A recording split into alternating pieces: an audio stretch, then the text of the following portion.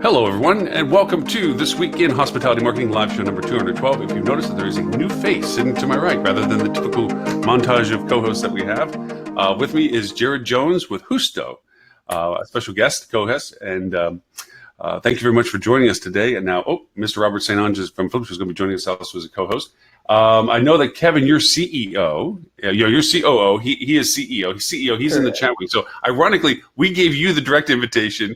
Gave your CEO the leftovers to the other side, saying, "Yeah, join us when you can," kind of thing. Okay, so there, I think his hand's raised on the inside. So we'll go over and do that and see if he can join us now on the other side. Mr. Robert Cole, how are you, sir? I'm doing well. How are you? Robert, meet Jared. Jared, meet Robert. I think Mr. Ed will be there in just a couple of moments. Jared and Kevin are kind enough to join us today to discuss their. Well, I wouldn't say it's new. How long have you guys been running Husanto? It's the idea of it started a little bit over a year. We've been basically full-time going on it basically since the start of this summer. So it is relatively new, but we've made some pretty fast progress. So. Excellent. Excellent. Just one note for me. If I suddenly drop off, I'm trying to work with American Airlines on my airline tickets to West Palm Beach next Tuesday. As if you're not going to. Oh, okay. Hey, Mr. Ed. Hey, how's it going? Robert, you don't want to go to West Palm Beach? You and Jim Cantori can hang out? Exactly. Actually, the interesting part is I booked a little place through Booking.com, and these guys have been extraordinarily communicative. I mean, they proactive. Hey, it looks like we may have an evacuation of the island. Are you still if there are, happy to cancel, no fees or anything like that, just let us know. They followed up with a phone call, which is great. I mean, that's exactly what you want to do. They want to know what's going on. So actually, the OTAs are really, really helpful during statewide emergencies. Previous hurricanes, both Expedia and Booking.com have been very heavily involved all the way to the state government level in helping move people around and find where to put people who are being evacuated. And you've seen that, Lauren. I'm sure. Yeah. Now, Kevin, just going back to our Kevin looked like he came into the room and left the room. He might be hitting that. He saw Lauren. He saw you, Ed, and I. He's like, Jared, understandable reaction, and very understandable reaction. So. I think he's hitting a technical bump. Kevin, if you want to reach out to me via email, keep an eye on the email thing if I can see if they can technically diagnose what we're doing. It might be that plugin. Jared, did you have to do that plugin on your Chrome? Yeah, I did, but it wouldn't let me do that until right before it let me join the room. So I could do it prior. And you end up having to restart your computer sometimes to get Chrome. Oh, yeah, that's right. To fully take it. It's getting better. Go. Now at least we have a shadowy face, a looking shadowy witness face. Protection Program. Yeah. Meet our CEO. Hey, Kevin. We can't hear you yet. Is the microphone button on the? Nope, microphone on the top. Second button from the left on the top. Yep. All right, there you go. There we are. See, we're killing time. We didn't want to, Jared to be left alone. So we thought we'd kill a little time to talk about the travel plans of Florida for the next few days. Since just to give you some perspective, I'm in Southwest Florida. Ed is in Central Florida. Robert is safely cocooned in Irving, Texas. And Robert was to travel to Florida for a conference that we're both attending over exactly ground zero of the hurricane that's going to hit Dorian. You know better than to say that it's definitely going to be ground zero. Oh gosh, we know it could hit Tampa.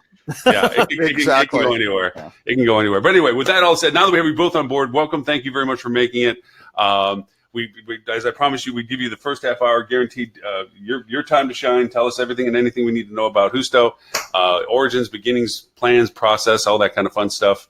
We're all ears, and then we'll try to ask questions. One very, very important administrative note. If you do wind up having to leave, and if Lauren makes you room administrators, there will be Oh, you aren't? Okay. There will be a red button that you don't push. Don't hit the red button. Just close the browser. If you have to leave, just close the browser. Thank you, Robert. Yeah, that's a good housekeeping note. Don't hit the red button. All right. Gotcha. So with that in mind, gentlemen, the floor is yours, please. Great. Well, yeah, obviously on behalf of me and Jared, thank you guys. I really appreciate you guys allowing us to come speak with you. Obviously we talked yesterday a little bit, Lauren, and like you said, we just don't want to make this anything like a sales pitch. We just want to have a friendly conversation with some insiders in the industry. I'd love to see some people in the chat too. So definitely look forward to that. But a little bit of background about ourselves, obviously, based on our live feed, you might be assuming we're pretty young, which is true. So came in pretty randomly. We had a really unique outsider's perspective on everything. So one day, when I was in my dorm, I go to University of Michigan, and I happened to be talking with my dad, who's a really frequent traveler, and he basically was, giving me the typical rants of booking hotel rooms and that whole deal. And he was just mumbling on, and I was just getting very bored. And while I was zoning out and barely listening to him, I kind of realized that, one thing that my dad's always told me from a really early age is that any good business is formed around a problem. So I clearly saw my dad was having this problem when he was traveling. So while I was just in my dorm, I started digging into the industry as a whole, started listening and going to podcasts such as this one and researching online about what's going on in the industry. And what I found really shocks me, because I found so that's kind of how we stumbled upon the industry. Jared was the first person I ever got on board with me. And from there, we've kind of just been kicking off with a lot of really unique things that I love to talk about. Outstanding. Please go right ahead. Like I said, yeah, we're all ears for this for right now. To me, it's completely new. I mean, I only see it from the outside view into your website and so forth. So I'm here to learn what you guys are doing, to understand and ask from that perspective. So please. Great. Yeah. So what we do is basically we're going to be an online travel agency. And I use that term knowing that there's a lot of backlash against OTAs in the industry right now, but we want to be seen as very much on the forefront of change in the OTA world. So we don't want to be like the other big guys that hotels really don't like. Before I even had any code written or anything even down on a business plan, what I did was I called a lot of hotels, ranging from boutique and basically just said, what problems are you having? And if you yourself could make the solution, what would you do differently? I got all that data from them. I, kind of just put into a doc. I analyzed and said, all right, so this is what they're saying. This is the problems they're having. And, 99% of the problems overlapped, fortunately enough. So I said, all right, well, if these are the problems, what are some of the solutions? So obviously, one of the largest problems that we found was commission. So with our online travel agency, we have kind of two unique distribution channels in one. So what we do is we say we're not going to charge any commission, and that way the hotels can actually have a lot more price flexibility and give exclusive rates to our members. So you can kind of think of our service almost as Netflix for the frequent traveler.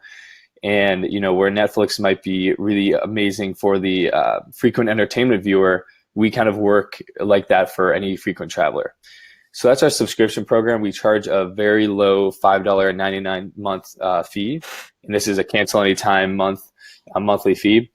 But then, that's just one of the problems that we solve is the whole commission thing. There's another problem with, for example, wholesalers. Obviously, that's a big issue right now. So we never source our inventory from them. We go directly to hotels. We have, who unfortunately isn't on this call, but we have another colleague named Cale Johnson. He's our director of hotel relations. He's one of the guys that will go and actually reach out to these hotels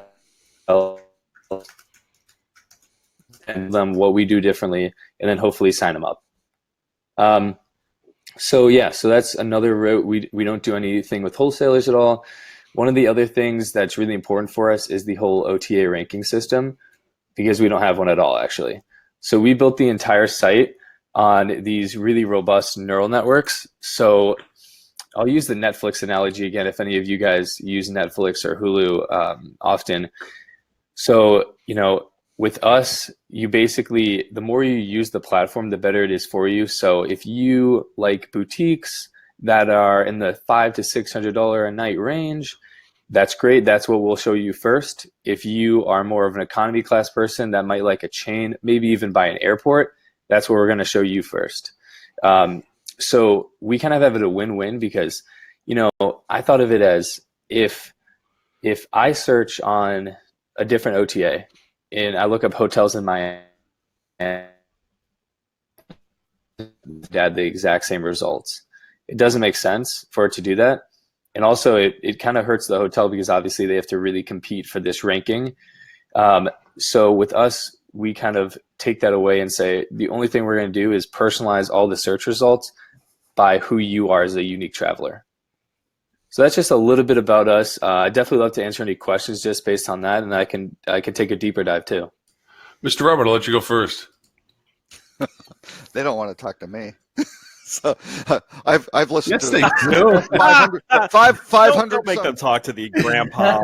500 Robert's the old one in our 500 group for this, so we always come and pick on him about his drinking habits. I get very grouchy. Go ahead, Robert. So, go ahead, Ed. I mean, I've got a ton of questions. okay, Go ahead. So guys, what's the plan at launch for number of properties that you'll be offering? That's a great question. So,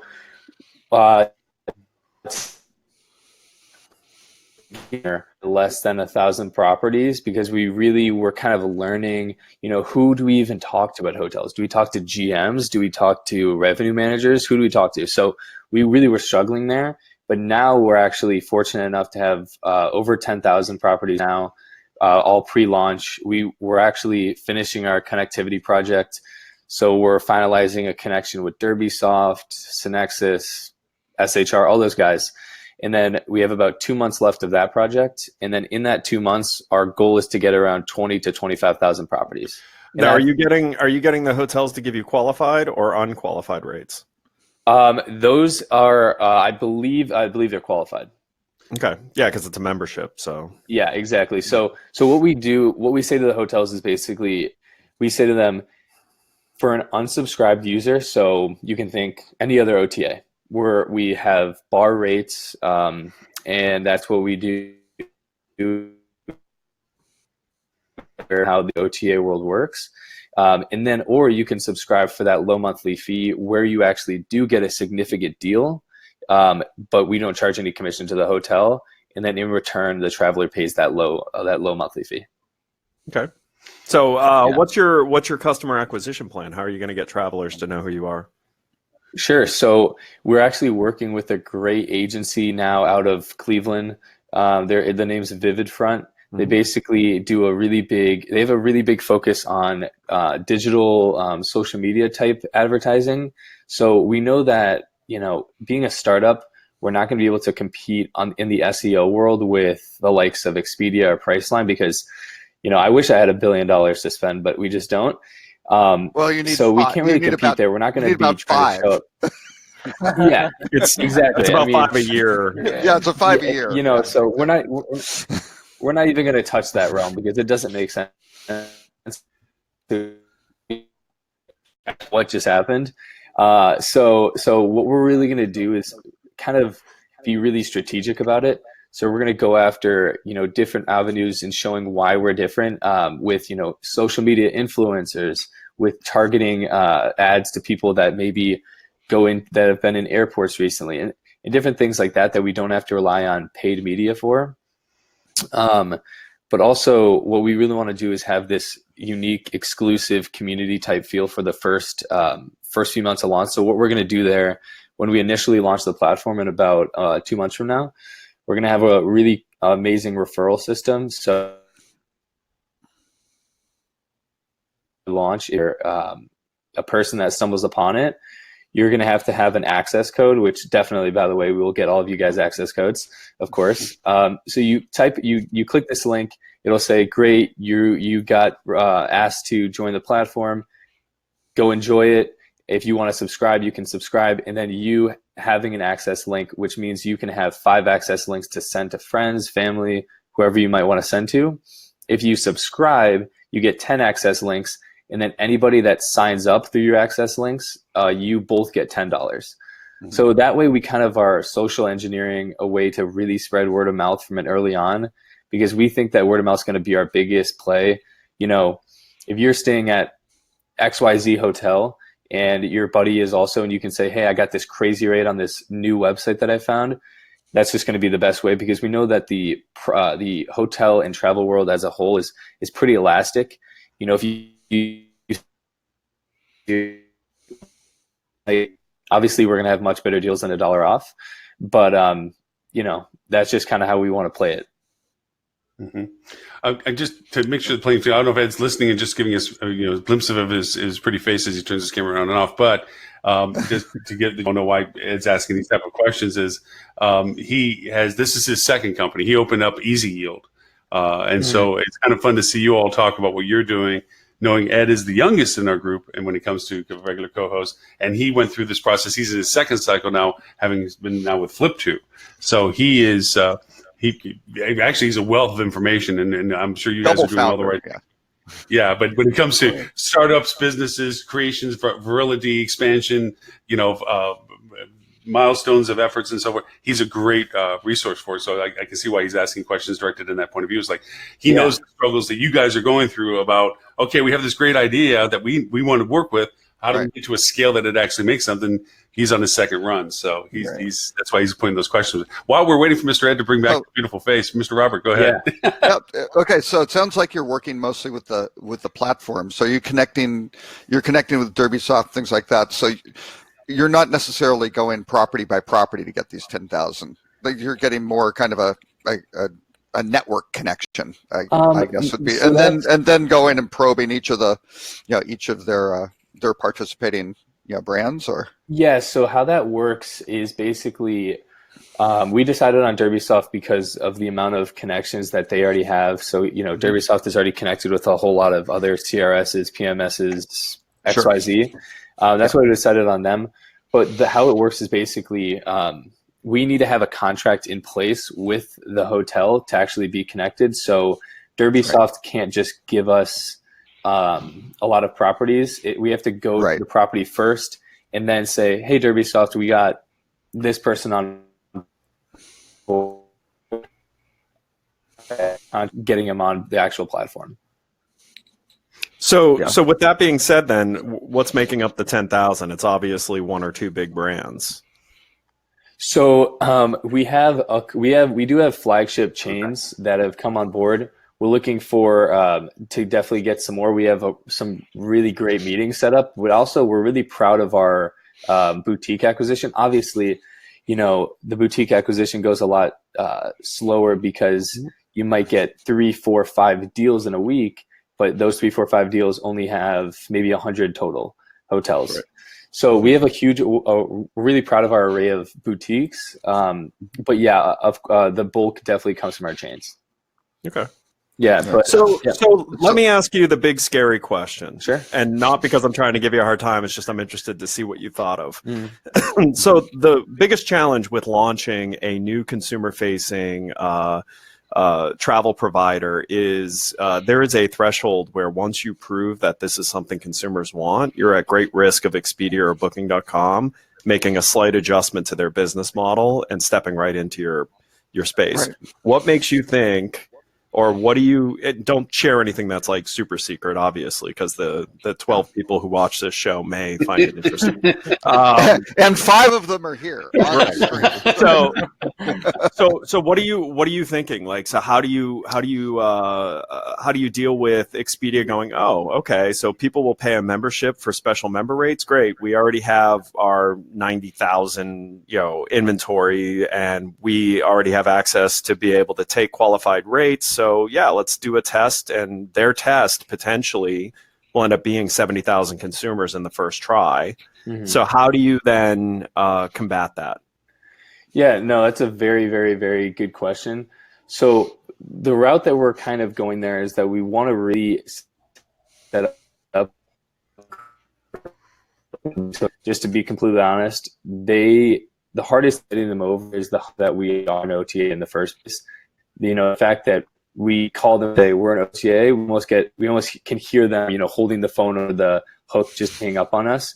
But just having a good relationship with them, saying this is what we're doing from day one, this is why we're different, this is why you should go with us and give us these exclusive rates is big. But of course, Expedia, the clout that they have is pretty enormous. But that's why we want to just launch, just get this right in front of people so we can hit the market where nothing really exists like this, where it's a subscription platform. We want to only win customers over by having better deals. We think that's a huge part of our business model. But the UI and the UX that we've built is really incredible. I might be a little biased here, of course, but I think when you go on most OTA sites, you kind of get harassed with a lot of different data and ads and pop-ups, and it's just not the greatest experience. I've never seen anybody besides there's actually a smaller OTA that has decent UI, but for the most part, it's kind of cumbersome. And also that's because, they have this big priority on making people book rooms because obviously they make a commission. So, for example, I booked on an OTA that we all know, but I won't name. And I booked on them, and in 6 days, I received 12 emails from them. It's just not stuff that you want. We don't do any of that type of thing. We really want to be the most consumer friendly, kind of like, Netflix or almost Uber, but for so don't go public then. Don't use. There's a lot of. I would recommend not using the Uber example right now. Any of the OTAs, if you look at their focus prior to going public, they were exactly what you just said. And what destroys their allegiance to either the traveler or the industry is going public and having to sustain growth. So if you want to stay true to what you're saying you want to do, get rid of any thoughts of ever going public, and you will be able to do that. But if you are at all thinking of going public, just understand your vision. Right. Be careful who you take money from, because they're all going to tell you that it's nice you want to do this, but we want this much return and we need this much growth. So you're going to do a pop under this week and you're going to send 10 emails. And a perfect example of that, or your next round. Yeah, we'll get the link. Yeah. So TripAdvisor is a perfect example. What I'm hearing, TripAdvisor started with that type of, we really want to make a difference here. We want to bring transparency to, what's out there. And now TripAdvisor is probably one of the worst players in the industry. They do not serve travelers whatsoever, and they are horrible to the hotel industry. And it's because they are fighting survival because and the capital markets are kicking the shit out of them, right? Pretty much because they aren't getting enough margins and they aren't penetrating things, even though they have this massive user base, right? So it's a tough balancing act. Lauren, what were you gonna? Yeah, so I was gonna say, so Kevin, and just do you feel like you have an age grouping for this? Because as you're talking about this, I mean, obviously, you guys are young and you're right in the middle of this kind of thing. And are you feel like you're catering to more of how you see yourself as future consumers as well? That I don't want the clutter, I don't want the mess, I don't want this reminders. I'll use you when I need you. I'll pay for that accessory. I want to get the good deals. I don't want to have to deal with all the BS about this. Sign me up and tell me what I need to, show me more of what I'm interested in because you've seen me do it enough times. Is that how you're seeing yourselves, that you're going to kind of follow this purchasing group of people that do this? Yeah, that is definitely one aspect is the more. So actually, I actually believe I'm the very, very tail end of the millennial age group. I think the millennials for the most part are actually older than me. I think 23 to 38 or something like that. We definitely want to cater to them because number one, they're the ones pushing the OTA initiative. They're the ones that want to book on OTAs versus direct booking because it's so easy. You see 30 plus hotels at your fingertips, number one. Number two, because exactly what you just said, we think that this is what consumers are wanting, this type of, not dealing with the BS and more getting the transparent. And they're actually, and also they're very, very used to, years ago. You can subscribe for cars. You can subscribe for just about everything. So that's definitely an area that we're looking at. Another is the B2B side. So we're basically going to go to small to mid to even large, if they happen to be in the right area, businesses, and say, hey, you can sign up all of your employees at, of course, a corporate discount, and we'll kind of act as your internal travel agency for you. So instead of getting a decent deal with a brand and all your travelers can stay at one brand, with us, we have pre-negotiated rates with all of our hotels. So any business could sign up and get these amazing rates for all of their travelers. And also, I'll be cautious of how much I say right now, but what we're doing is we're kind of building this interface for the B2B side, where everyone or the travel agency can basically log in at the get all their people are staying, what's the prices, they can expense it directly on there, and a whole lot of other tools for them to really just use us as their kind of OTA / travel agency software. So, Jared, I mean, I'm having fun. I have friends, I call them eye candy because they're much better looking than I am, and always have them join my meetings and stuff so that people stare at them instead of me. So what did Kevin say? Robert, I bring Robert in all the time for that. So what did Kevin say to you when he said, hey, dude, I got this idea? Okay, and I'm thinking about this, and this. What got you on board with this? You're saying, okay, I want to actually change my path and hitch to you and start doing this with you. What sold you on this whole thing? Yeah, sure. So first of all, I want to say that Husto wasn't even Husto back then. It was Half Cost Hotels. It was honestly a pretty different, same business model, same concept and everything. But I'd worked with Kevin before on a lot of different things, especially in the tech industry and stuff. And Kevin kind of pitched it to me the same way he pitched it to you guys right here, right now. And after working with him on a bunch of other things, it was really I kind of trusted him and believed in him. And then we set out and we did some things. And then eventually, I think the tipping point was we got to go to Red Roof Inn and pitch to their entire executive team. And that was back in the winter, and I was kind of like part-time, half and half on it. And then we went in there, and they absolutely loved the concept. And it was really like a proving ground for us there. And since then, we just took all their advice and everything and kind of brought everything to what it is right now. Do you think you guys might look at the brands or brands like Red Roof, as an example, might be looking at this as kind of a quasi-membership thing that they can support their membership ranks? I mean, remember, was it Red Lion, Ed, wasn't it, that went over and joined up with Expedia?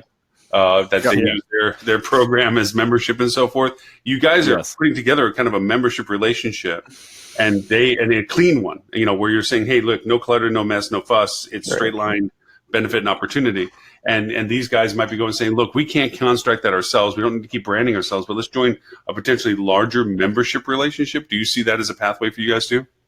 Absolutely. So yeah, that's a big thing that we say to hotels, is that we really want to be the hotel's OTA in a sense, because we know that there's this huge push for direct booking, and I have absolutely no problem with that. I think that's a big way for hotels to fight back against the hurtful OTAs, is this direct booking push. I think, at this point, it's 2019. I think everyone should have a really consumer. But, in a world where there's no OTAs, it's not a great user experience, because if I look up hotels in Miami, I'm going to go on 20 different sites to compare rooms and what hotel do I even want to stay at. And then the boutiques, for the most part, get hurt really bad there because they don't have great SEO. They don't have as great brand recognition and so on.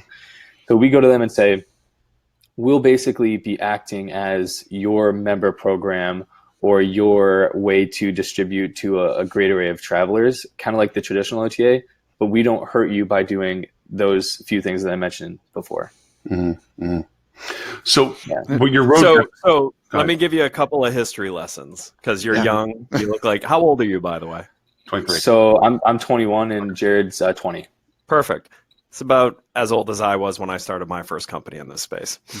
First of all, your ignorance of how hard what you're trying to accomplish will take you far. I always say that had I known he's speaking this from personal experience that I know now, I would never have tried to do what I set out to do. If Ed was impossible. So don't. Successful is kind of the bottom line. Yeah. Your Are you lack saying you of want my dumb knowledge luck? is actually really good, because that's where fresh perspective comes from, and it's also where you don't have to accept what is commonly accepted in this industry. So don't take that as any type of negative thing. Like, I firmly believe I'm where I am today because of how little I knew going into the problem I was solving. So let's talk about history, though, that you probably haven't felt a whole lot yet, but you will feel at some point, and you shouldn't let it take you by surprise. Every single OTA that's came up hotel friendly first. Right. Every single one of them, as soon as they hit scale, switched away from that model. So just saying that that's your point, you're going to need to do more than that with your hotels, because you are going to come across hotels that are going to say to you, great, Orbitz was really friendly. Travelocity was super friendly. Expedia was super friendly when they first started. And they all change as soon as they hit scale. So design something better than just the mission. Find a way to show that it's there, it's in the core. And you'll actually have less friction on your acquisition path, and you'll get hotels that will be more creative. You are eventually going to have to get into being better than Expedia at things that Expedia is very good at. And some of the things Expedia is very good at is packaging and getting really favorable pricing from hotels. Not normally a friendly process in doing that either. No, but there's actually there is a very friendly way to do it that really screws Expedia up. I did it myself I started my first job before I started my first company was working at a small upstart OTA out of Orlando, and I screwed Expedia up constantly by developing ways of showing the consumer different forms of how you would display room and packaging. So technically, Expedia could not facilitate it. So I'll give you an example. When you go on websites today and you see like stay X nights, get Y nights free, or stay X nights, get a percentage off, I was the first one to do that. And that gave me huge headway over Expedia at the time, because they couldn't support it. So the hotels would just say, hey, if you can support the technology, we'll give you the same exact thing, but they're doing something completely different. So beat them where you can get, in some cases, you can get years before they can move. Make new types of product that the hotels can give you more interesting rate flexibility on, and they will do it. Hotels will just straight up do it, and you'll become their number one producer. I did that up against toe-to-toe against Expedia with a company that was only doing about $1 million a year in revenue off of their reservation, so tiny. So take your core values, which are the same exact core values that all of these OTAs initially went out with, and find a way to cement it so the hotels feel good that it's going to last you getting past needing them. And then beat the big boys by developing new ways for hotels to merchandise what they have to offer, and hotels will gladly give you a better deal because you will not be messing with their Expedia contract. Right. Yeah. My recommendation. I think you have a great point. Yeah, I think you have some really interesting points where you've got to find the right equilibrium, because certainly with a subscription model, that's great, and I think the comparison to Netflix. Don't do the movie thing. Don't do your No, movie. I'm not. No, because Robert, by the way, Robert loves the subscription model, because as soon as you give him a code, he's going to find the weird loopholes in your model that will allow him to exploit you. And then your worst nightmare. And then he will exploit the crap out of it and brag about it to everyone he knows. We've watched him do it to any. If you're looking for cracks in anything, let Robert do it. He'll find it for you. So the equilibrium point, though, I mean, Netflix was successful initially, kind of HBO, same way. I think HBO really started, is the subscription, you eliminate advertising, right?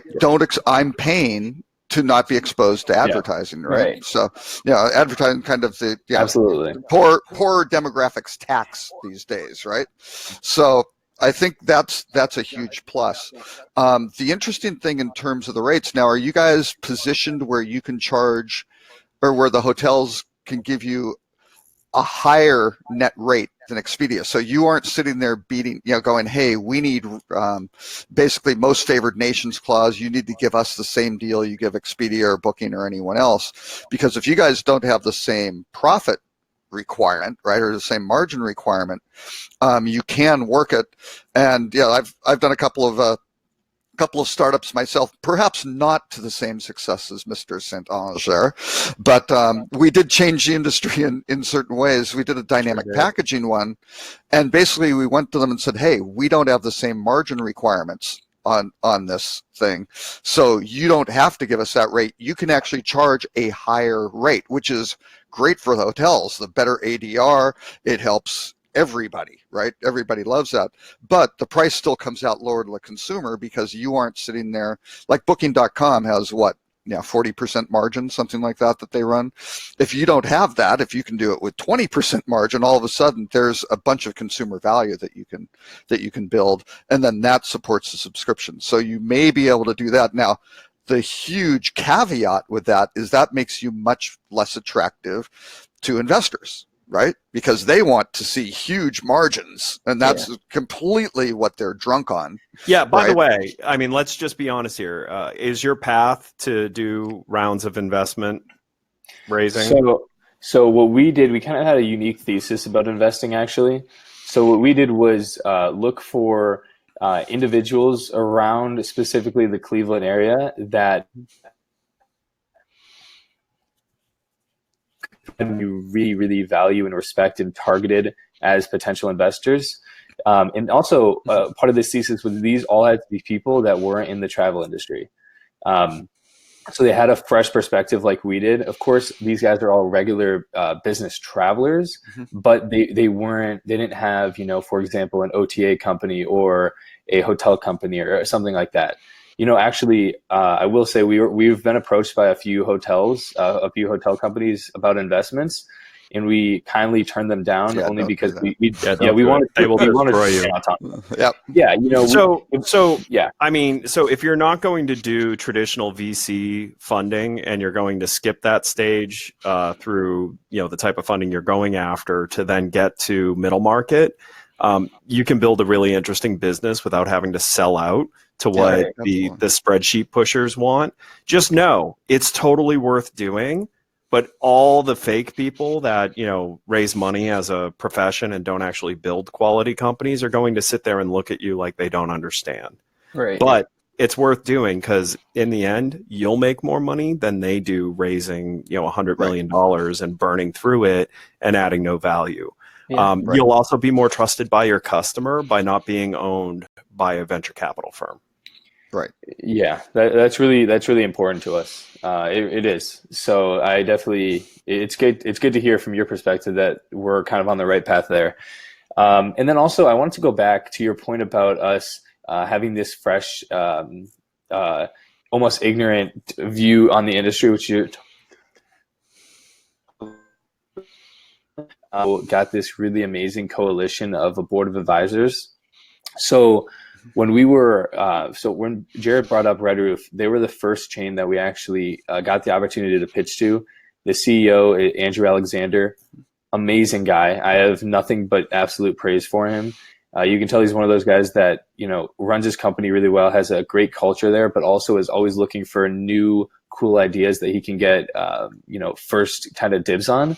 So when me and him were talking kind of after our pitch to them, he actually wanted to jump on our board of advisors. So after that, we kind of sparked this growth of we're going to get legitimate people that know this industry 10 million times better than we do, that we can go to for, hey, we have this cool, crazy, weird idea. What do you guys think? Get their feedback. That's a terrible idea. No, that's a great idea. Why don't we explore that a little bit more? So we can get their legitimate perspective. So that goes a long way. The board of advisors is built up of people like you. So that way it kind of prevents us from ever selling out or ending up really bashing hotels like most OTAs do. Mm-hmm. By the way, it's actually with the OTAs, it's a cycle. You only bash hotels when they have no choice but to work with you, and then when the tables turn, you become very hotel friendly. It's the cycle of the OTA. And we're really lucky to be in this. I definitely am one of those people that believes that a good business is always launched at the right time. We definitely think we're going at the right time because, as you guys know, there's this huge kind of ongoing struggle or war between hotels and OTAs, especially right now. I would say for the most part, led by Marriott. Mm-hmm. So if we can really get in the industry right now and say, hey, you guys hate these guys so much. I understand. I hear where you're coming from. As a traveler, I don't like them either. But we're completely... Well, be careful because the reason Marriott... Also, The reason Marriott hates OTAs is because OTAs point to Marriott's hotel owners that Marriott's not the only place to get travelers from. Right. So understand, OTAs are threatening to Marriott. Brands. They are not threatening to an independent hotel. Actually, think about this. You've just started a business. So if I came up to you today and said, hey, listen, I don't want to get between you and the customers you're working on, but you know what? If you ever have a bad month, I will sell the rest of your capacity that you possibly can support as a business. I just want 20%. Right. Would you love to have that sitting in the background available while you're starting this business and worrying about paying the people that you're convincing to come away from other jobs? Of course you would. The whole war against the OTA is a war between the big brands and the OTAs, because quite honestly, there was a period in time when all the hotel owners and asset managers and all of that started asking the question of, well, then what am I paying Marriott all this money for if I'm getting all of this demand from these websites? Like, what do I need Marriott for? Because history lesson here, the brands all really dragged their feet on getting into online room selling because they didn't think, I forget which executive from which brand it was, but like they literally were saying things like, oh, the internet's never going to take off for selling rooms. So they're coming from behind in an attacking manner. But if you talk to a real hotelier who operates a real hotel, you will not hear them say they hate the OTAs. You will hear them say they are cautious in how they use them, which that's any channel. Like, don't go all in on Facebook. Facebook's going to screw you if you go all in on them. Don't go all in on Google. Google's going to screw you if you go all in on them. It's about balance, but it's not hatred. The hatred line is coming from Marriott, IHG, like all the ones that are threatened, because quite honestly, Expedia has a stronger consumer brand than these hotel brands do. They sell more rooms. Yeah, a lot more. So be careful. You're definitely right. Brands will make you think that the OTAs is this nasty war. I mean, the bottom line is it's a war because they threaten the brand's relevancy in the sphere of how hotels work. Well, there are two sides. That's the demand side of the battle. And then on the other side is the margin side, because the average hotel brand in the U.S. and there's some variance. I think Best Western's down like 4.5% or something like that, and like a Hilton Garden Inn pays, I think it's 14.9% of their rooms revenue to Hilton in the form of fees. Right. So, but the average is about 11.5%, something like that. So you take that 11.5%, a lot of these hotel owners, especially the big real estate investment trusts and folks like that, they got a management company. Well, that's going to be 3% of gross revenues right there. So let's just say it was, 11. Okay, we're at 14% right now. Then, you got a credit card fee. Let's add at least a couple points, to that. We're at 16. And then when the OTA comes in, you go, oh, how much do they want? Well, Marriott isn't paying 15%. Maybe they're in the 11% range. Some of these smaller independents are up closer to 20. All of a sudden, you're over a third of your gross revenue going, and the brands hate when I say this, to intermediaries, right? Because if you're the owner, it's a mouth to feed between the consumer and you, right? That's not a sustainable proposition. Right. And, and basically the OTAs continue to grow at a faster rate than the hotel brands. Because they invest in the consumer. Because they're investing. Just like you're doing. You're building a better mousetrap that will attract people and will make them loyal to you because you've removed friction in their day. And you're doing that with far more care and focus than a hotel is. Right. Yeah, and you know, that's a big thing when hotels talk to us about, well, what about my direct booking channels? And I say, absolutely, keep doing what you're doing. Yeah. But at the end of the day, you're a hotel company and we're a technology company. So we have our different strengths, we have our different weaknesses, but that's just kind of how it is. And if you can get a higher rate tier, which I know is kind of counterintuitive from these hotels, but if you can find that balance of, not necessarily giving, or basically giving that discount that the hotel's offering and translating that directly into consumer value by you guys being kind of as efficient as possible, that's absolutely huge. The one complexity with that, and again, it may be very interesting for the hoteliers, is they don't like to introduce new rate plans, because if you're Marriott, you have to come in and then somebody corporately has to go to, oh, well, we got to go to the brand guys for the select service group, and we got to go talk to the Courtyard people, and we got to talk to Fairfield, we got to do this, we've got to update the things of saying here's who they are and here's how it's getting booked. Got to build brand standards around it. Then we got to check with legal compliance and how it's paid, all that stuff that has to. So the answer is, don't go to Marriott with it. Go to your boutique hotels. Value your boutique hotels. But this is a really important point, because you guys are new to the industry. You would think, well, yeah, but guys, you're going to make more money. It's better for the hoteliers, right? It doesn't matter. It doesn't matter to the brand. The brand, first of all, there. The brand is Marriott, is for themselves. Hilton, Choice, IHG. Wyndham, IHG. They all have something in common. They're not hoteliers. Right. Their business is not hospitality. They are franchise systems. Their business is to sell franchises. And that's a big difference. And you're going to hear a lot of people forget to tell you that that's how it is now, because it's only up until recently that the two powerhouses that were hoteliers, Marriott and Hilton, they used to own a lot of really good hotels. They sold them all. Yep. Own and manage, and all that's gone. Yep. They don't own any hotels anymore. So they're completely detached. They make their money one way and one way only: franchises. Yep. Franchises. So they're don't listen to them. Don't go to them for guidance, because quite honestly, it's where you will get the worst advice for actually building something good for the hotels. Yeah. Go to hoteliers. I'm going to start with Holly on something. Holly went over and said, "Oh, Ed, you're being mean." I'm being nice to these guys. What are you talking about? Holly doesn't know mean. No, she doesn't know mean. Okay, so here's the thing.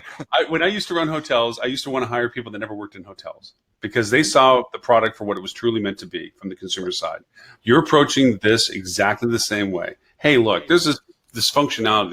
This sucks. I don't like 10 emails after I get one website visit. I don't like garbage stuff that I have to sort through to get to what I want to get to. Let's create a cleaner relationship with the consumer. That straight line purpose, consumer centric side of things is going to find you people that want to do business with you. You're going to have to probably hit some landmines along the way. To Ed's great, and this is all good advice. All what he's saying is true. All what Robert's saying is true. There's assholes in all of this. Sorry, we get to do this on the show. We can say the same time we want. And brands are going to steer you to their value proposition. They're going to steer you to what they think you can benefit them for, regardless of what you can benefit others for.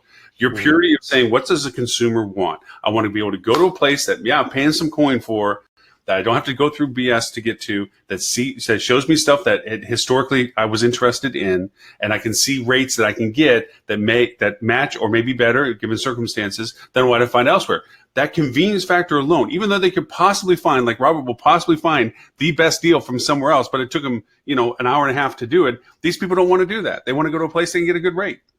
Clean.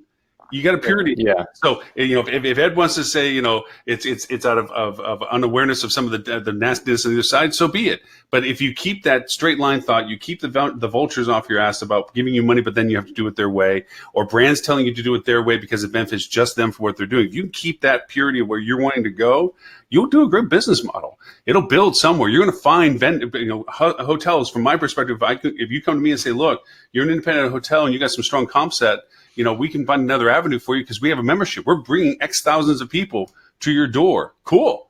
I'll give you the rate. See what you can do with it for me. And if I don't have to pay much for we it, know they'll give them the rate just by the pure fact that AAA rate still exists, and we all scratch our heads on like, when's the last time AAA actually drove value to a hotel? So that's the other good news, guys. And this is why you don't need to be obsessed with raising money. Every time you hit a level, you will never fall below that level because nothing ever dies in this industry. So, like, don't feel like it's always growth. It's always growth. Like, build fundamental, high quality value for the parts of the business that you value, and don't sell yourself short, because there are hotels on your platform that, because they're on your platform right now, no matter what you do, they're going to stay on your platform forever, because that's what hotels do. If you serve them really well, they will do you favors. And that is, and this is where I'm going to say, like, understand all the brands, all they care about is, if it's not selling franchises, then it's minimum viable effort to check the box to get more franchises sold. So they don't actually care about customer acquisition. They don't actually care about any of that stuff, except they care about it to the level that it helps them sell more franchises. Right. Yeah. And so you have to understand that, because they also don't care about how the hotel operates. They don't care if the hotel owner makes a penny more than the minimum amount that hotel owner needs to make to sell more franchises. Right. Yeah. So understand that it's like a everything for them is a barrier of, they will not spend more effort than the minimum amount of effort it takes to sell more franchises. You're definitely right. We actually have definitely got that type of got that sense from unfortunate situation where also the chain happens to be managing their distribution. So that's why it is a lot of times we get the question all the time from people that aren't in the hotel industry. Oh, well, that's awesome. Why haven't you guys signed up every single hotel on the face of the earth? Because it's the most broken industry on the face of the earth. I know. It's hard to explain that to people from an outsider, but it is one of those things where, like, well, there's no risk to hotels. Why wouldn't they sign up? And it's just like, the challenge is, again, at the brand level, if they have to have their distribution people who are overtaxed with a whole bunch of very inefficient processes. Like right now, it's corporate rate loading season, right? And they take months to get all these RFPs and most of the rates don't change very much, all. Right? It's just ridiculous, but everything has to get, because it's all this old 1980s file-based upload type crap where, like, can't you just set a rule? No, they can't set a rule, sort of thing. So that drives them crazy. But here's the problem. They've got this bandwidth. And to add you guys in as additional bandwidth, there's an opportunity cost. And all of a sudden they look at that and go, no. And you can go, but this is going to generate whatever points of, ROI or increase ADR or whatever at this. And they're like, yeah, but for us, that's not our revenue stream. Our revenue stream is, we've got 11% of revenues, right? We don't care. They don't really care where they come from, right? Sort of thing, because it's top line, most of it's top line revenue. They may have some extra incentives off of operating profit and things like that, but generally it's top line revenue, right? So especially if they have to do any IT stuff, you wind up getting graded by what's the ROI for the brand, and all of a sudden it's like, no, you aren't on the list, go away, right? So you're going to have to figure out how to navigate that to get scale versus, versus how you do it really cleverly. Were you the tech head that put the programming together? I mean, were you the one that actually hands on keyboard started putting the technology together? So I'm more on I'm like the in-between of a tech versus business aspect type of guy. I'm not the one that actually does the raw coding. We hired other people for that, but I'm the guy that's kind of intermediary saying, this is our vision, go make it type of thing. Right. I have business requirements guy. Yeah, I have basic coding experience, but we wanted to make something extremely quality from day one. So don't put me behind the keyboard. He's a people person, Lauren. Yeah. So from a membership perspective, and you don't have to share if you want to, have you thought about like distributing, like doing the old Zuckerberg model? Let's throw it out to the colleges. Let's get everybody signed up. Let's throw some power behind this. Let's get some numbers so that when we walk into doors, we can say we got X followings, Gen whatever. And we can bring them to the table for you because, doing that would also allow them to chase the long tail of the inventory market. Go after the backpack inventory, go after the Motel 6s, the G8s. Ownership groups and stuff like that. I mean, is that part of your roadmap? Or something you don't have to share if it's simply crap. No. We're more than comfortable sharing. Yeah, that's definitely a big thing. We think that since we charge such a low $5.99 month fee to be super competitive with other subscription programs, we know that the money really starts coming in for us at scale. So we definitely want to, look at other people like Zuckerberg, or for example, MoviePass was another one of those subscription companies. Careful. I wouldn't mention MoviePass. I wouldn't mention Uber or MoviePass. Robert spent weeks on end telling us how he was completely screwing MoviePass. MoviePass went public. MoviePass is MoviePass is one of those ones where I don't even know if they're still operating. MoviePass is another one of those recent examples that Silicon Valley has lost its mind and have just proven that they're willing to throw crap tons of money behind even the worst idea and prop it up because they don't care. No, it's so funny. I mean, you being from the Midwest and growing a company in the Midwest, we've seen that a whole lot because we have to really, really sell and pitch these investors to get them on board for a fraction of what we would go get out west if we had written that basic idea on a napkin. And then we would have raised $50 million. Well, and they would have told you to go. If you were Ed and did that and had successful exits previously, then you can do that. Yeah. So from a roadmap perspective, exactly. What is your timeline for some of this stuff? When do you think you're going to start getting to certain critical mass points? And I love your marketing strategy, influencers and engagement, identifying the demographics. Influencers and social sharing doesn't work, Lauren. Okay for you. No, if you guys get the chance, go look at Flip2. We're making a joke about this. Sorry. His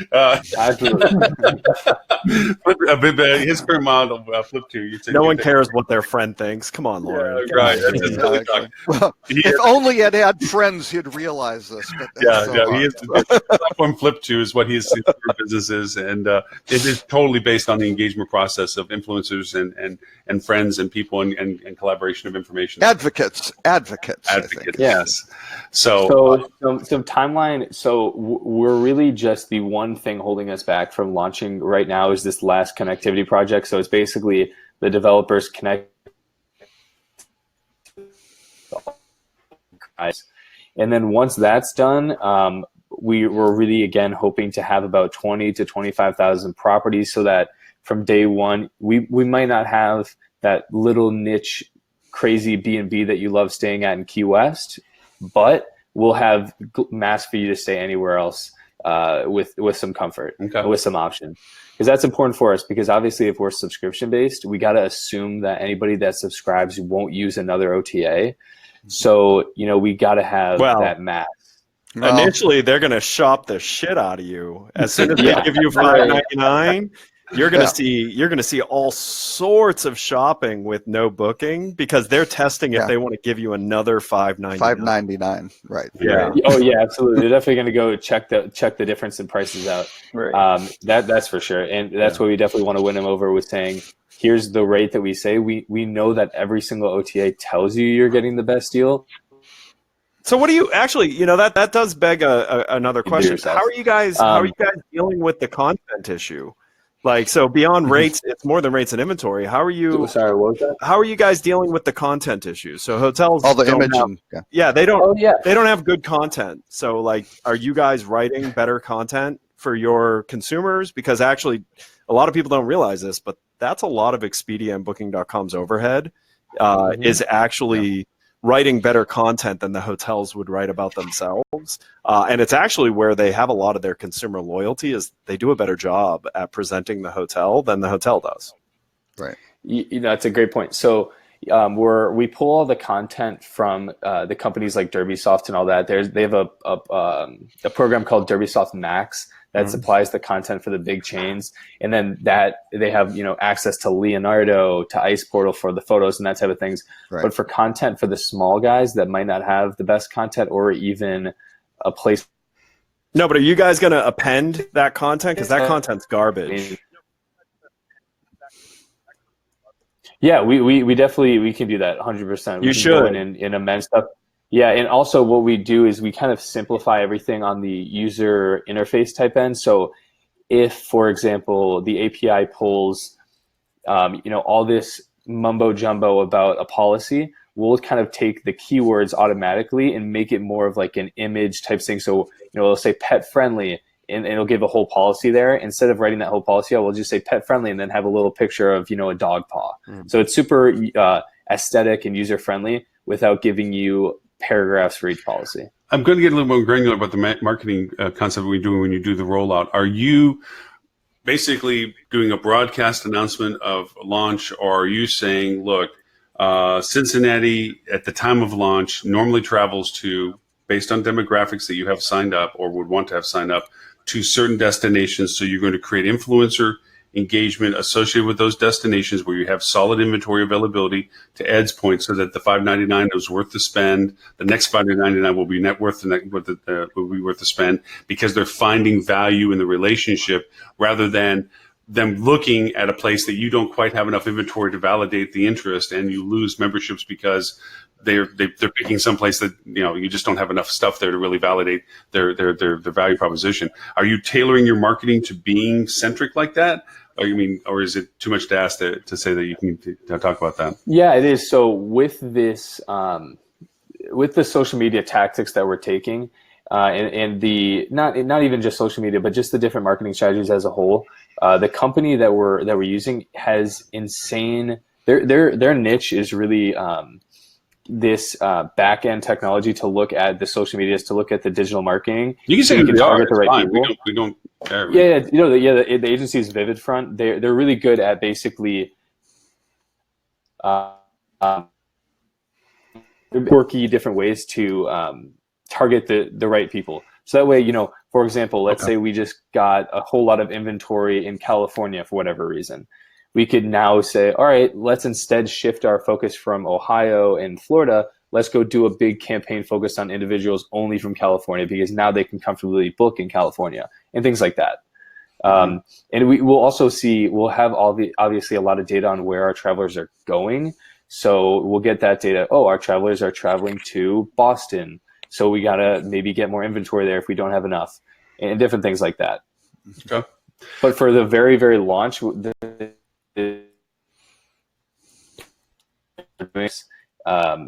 is a free way to get word of mouth really working well, because we're going to have it as this really cool exclusive thing where you can't go on unless you have a link, and the only way you can get a link is from someone else. Once you sign up, you get 5 more. If you subscribe, you get 10. If they happen to subscribe, you each get $10, which you can use for bookings and things like that. So hypothetically, if you invite 10 friends, they get on board, you both, or you get $100 and all your friends get 10.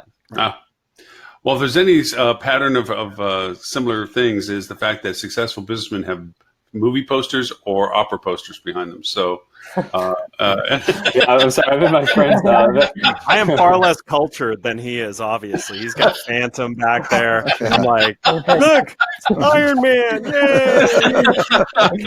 Yay! So funny. I'm actually at a buddy's house in Tennessee right now. So. Well, hey, you know what? It matches a little bit what behind Zed for all that. And just as a reminder, I told you in the first half hour that we would vote, and we've already blown past an hour. And we appreciate your time on that sense. You're more than welcome to stay. And if you want to keep talking, we're more than welcome to talk. I want to be respectful of your time. That if you have other things you have to run off to do or anything like that, why are you going to start being respectful now, Lauren? I don't know. It's a crazy little quirk that just popped up. I'll suppress it soon. But we can keep talking. You can keep joining us. Just to let you know, and I think I mentioned this when we were doing the pre-discussion. Robert has a great list of things. news topics and so forth. I didn't send that over to you, so it would be kind of like shooting in the dark. But we can keep talking. So basically, you'd be at the same level. Same of level we do. understanding We of just the shoot in the dark. topic as the rest Anyway, of we're us all who good. don't bother looking at Robert's email. That's right. Ed can't read, so that's why he doesn't really read the emails. So that's really the fundamental problem. But I mean, if you'd like to hang around and keep talking, by all means, we'd love to keep having you in the conversation, and we keep talking about what you want to talk about, or we can just slip over to some other topics if you have opinions about them as we go through. You're more than welcome to, or if you have minutes, but I want to see if you guys have any questions for me before I head out, just about the business, because I know that what we're doing is definitely new and unique. So if you guys have any other questions, whether it be our long-term vision or what exactly I can go back. Obviously, I mentioned the business model in the very early discussion, so just let me know if you have any questions. I'd love to answer. Well, I don't want to ask you questions that you can't actually answer on something that's going to be out there because it's secret. Sure. Sure. I would sure be interested in hearing what the actual big vision is of this, because it's not what you're doing. So at any point you want to chat, I'd be happy to hear what you're working on. I'd love to. From that perspective. And the one thing, so obviously we didn't want to mention, I just wanted to bring this up because we didn't mention specifically who our hotel partners were, and that's only because we have NDAs with them. But obviously, if once we're launched in 2 months, you can go on the platform and see for yourself. Certainly, completely understand that aspect of it. Hey, Robert, one more quick tip. Said in the beginning on the. Yeah. Oh, go ahead. Go ahead. Oh, sorry. I was just going to say, like I said in the beginning, I'll definitely make sure to get you guys the first access code so you can go run through the site. And also, specifically to you, Robert, about how you happen to, be the hacker of subscription programs.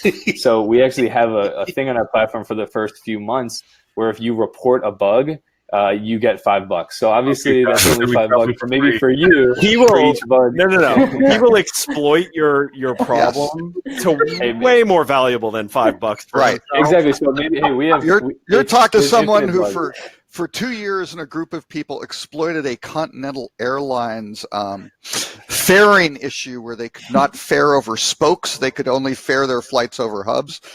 Quite successful. We could fly round trip from Houston to New York with a connection in Raleigh for about, let's say $400 round trip instead of like $1,200 round trip. The best part was if you checked in 2 hours before arrival, they would upgrade you. They would change you to the nonstop flight. It was great. So, yeah. And then because we were frequent flyers, we got upgraded to first class. So that's what we do. It's a hobby. Well, yeah. So. Hey, maybe for you, if you find something big enough, we'll give you a lifetime membership. There you go. The one Although, thing a lifetime of Robert exploiting any weak points of your membership may put you out of business. That's why MoviePass wound up where it did. Yeah. But actually, the one thing on the business travel side, I would really focus on the small business, independent traveler, things like that, because the larger ones, once you get into all the travel management companies and all the duty of care and all that stuff, it gets really rough. And the hoteliers, a lot of them will be looking at that going, wait a second, we're getting, like, their GDS business is all corporate. It's a very high ADR and they don't want to see that eroded either. So, but the small business stuff is fine. They have no good method to reach that. And if you can provide it, that's a plus. Yeah, our kind of niche there is companies that are between 50 to 500 employees. So, small-ish, small to medium size, we say. But yeah, so the research that we've done, it really shows that travelers at businesses want the flexibility to book wherever they want without kind of that corporate oversight. Yeah. But obviously, there's that dynamic where the business are going to give them some really cool tools to help balance that. Yeah, and a lot of it does wind up on duty of care, like with this hurricane bearing down, when you have executives who are traveling there, what you do with them and where you go and how you bail them out. And you don't want to get into that customer support side at all, right? I mean, that's why Google doesn't want to go be Booking.com or Expedia, because the margins aren't as good as their advertising stuff, right? Because all that customer care thing. Although they, that pesky being a good contributor to the industry thing. This is one of those times I'd say don't listen to Robert. Customer care matters. That's huge. It's absolutely huge. But I don't think you want to get the burden of you don't want to have customer care. Have to do it. You just want to be able to do it, and people be like, "Wow, we didn't expect that from you," because you don't have to do this, but still do it. Oh yeah. You want absolutely exceed their expectations on customer care. It's just you don't really want to be the folks who have to provide provide all this in policy customer care too. Then you're really within a rock and a hard place. So before we forget, exactly. If you want to find out more about what you're doing, where to go to, when and what time to expect to go into launch, and earmark what it is to do to get to you guys, what do you want to? Where do they need to all go? Sure. So keep an eye out for anything social media or on Husto. It's HUSTO. Our site is kind of a fake landing page with nothing actually active right now. And then when about 2 months hits, the actual site's going to be fully published. So just look out for any hoteliers. You can definitely just reach out to me or Jared. It's just our first name @husto.com. Anyone can reach out. Definitely would love to chat, whether you be a hotel, a frequent traveler that has an idea, or really anybody. I just love having these kind of talks. And obviously I definitely want to keep communication going with insight into the industry that is genuinely priceless for us. I can't learn it in business school. I can't learn it anywhere else. I just have to learn by doing. So I love it. Great. Excellent. Well, you're always more than welcome to come back to the show as time. And then when you get closer, we'd love to have you back, when you're on the threshold of coming in, so we can reacquaint people again and remind them to hook up with that stuff. So when it comes closer to that time, not that you're going to be chaotic at anything, pop on the show at least and retouch and go back through it all again. So, I mean, that sounds to be a lot of fun. That'd be great. And without giving too many surprises away, I definitely will say that you'll definitely hear our name out there. A lot of places, so we're really excited. A lot of really good stuff's going to be happening soon. That's great. Yeah, I also think that the only way that things are going to change. Thank you guys so much. We appreciate it. Good stuff. Good talking. Yeah, thank you. Thanks for being with me. And just so I don't mess anything up, and ruin anything. So just close your browser. Close your browser. Don't hit any red buttons. Yeah, so be cautious. Okay. Thanks, Kevin. Thank you very much. Okay. Bye. All right. Thank you, guys. Appreciate it. All right. Well, that was fun. I mean, either I'm just that old, or boy, were they young. No, they're young. They're young. Yeah. Which is That's why I had to ask, because they look like they're 16. So. Oh, wow. But you know what? If anything's going to change the world, it's going to be somebody coming up with something different. Now, whether it's different enough, whether it's crucial enough, whether it can't be absorbed enough. Well, and this is the thing. They're in generally the right idea space. Like, their current model is not at all what's going to take them to success, but it's getting them the conversations, and what they do with those conversations, that will take them to success. Right. Yeah. Yeah, so and they seem to be going for whatever high net worth individuals or kind of extended friends and family type thing from their local area for funding, which is good. That'll take them a certain degree. The question will really be when they hit that next step to scale, because this kind of model is the kind of stuff that gets destroyed on stage at a lot of investment conference, especially because the VCs go in there and they go, I don't see the margins. I don't see this. You're going to have to spend billions and forget it, as opposed to smart, organic value creation for both sides of the marketplace, right? And then, was it you, Robert? No, Robert, no, Ed. But was it you, Ed, or maybe it was another friend of mine on when he, his company, it might have been John Shepke, I don't know. He says, my biggest challenge out of everything, because he sold his company after, on his terms. Like you do with Easy Yield and so forth. And he says, my hardest point was when the devil first showed up and offered me a big check. If I just gave the company away. Well, actually, so again, let's talk about ignorance here. I used to get 6 to 7 phone calls a day from investment people at Easy Yield. And I say it like that because I literally thought this was like junior people. And then when I ran into the guy who ultimately became my M&A banker and started giving him the names of who these people were, they were the heads of these funds calling me. Yeah. so maybe the mix of ignorance is good. And then also the fact that, quite honestly, I was doing what I was doing because I cared about fixing what I was fixing. I wasn't doing it for the money. Yep. So I always just kind of had this attitude of it's probably not worth a lot because I've not put any thought into making it valuable money-wise.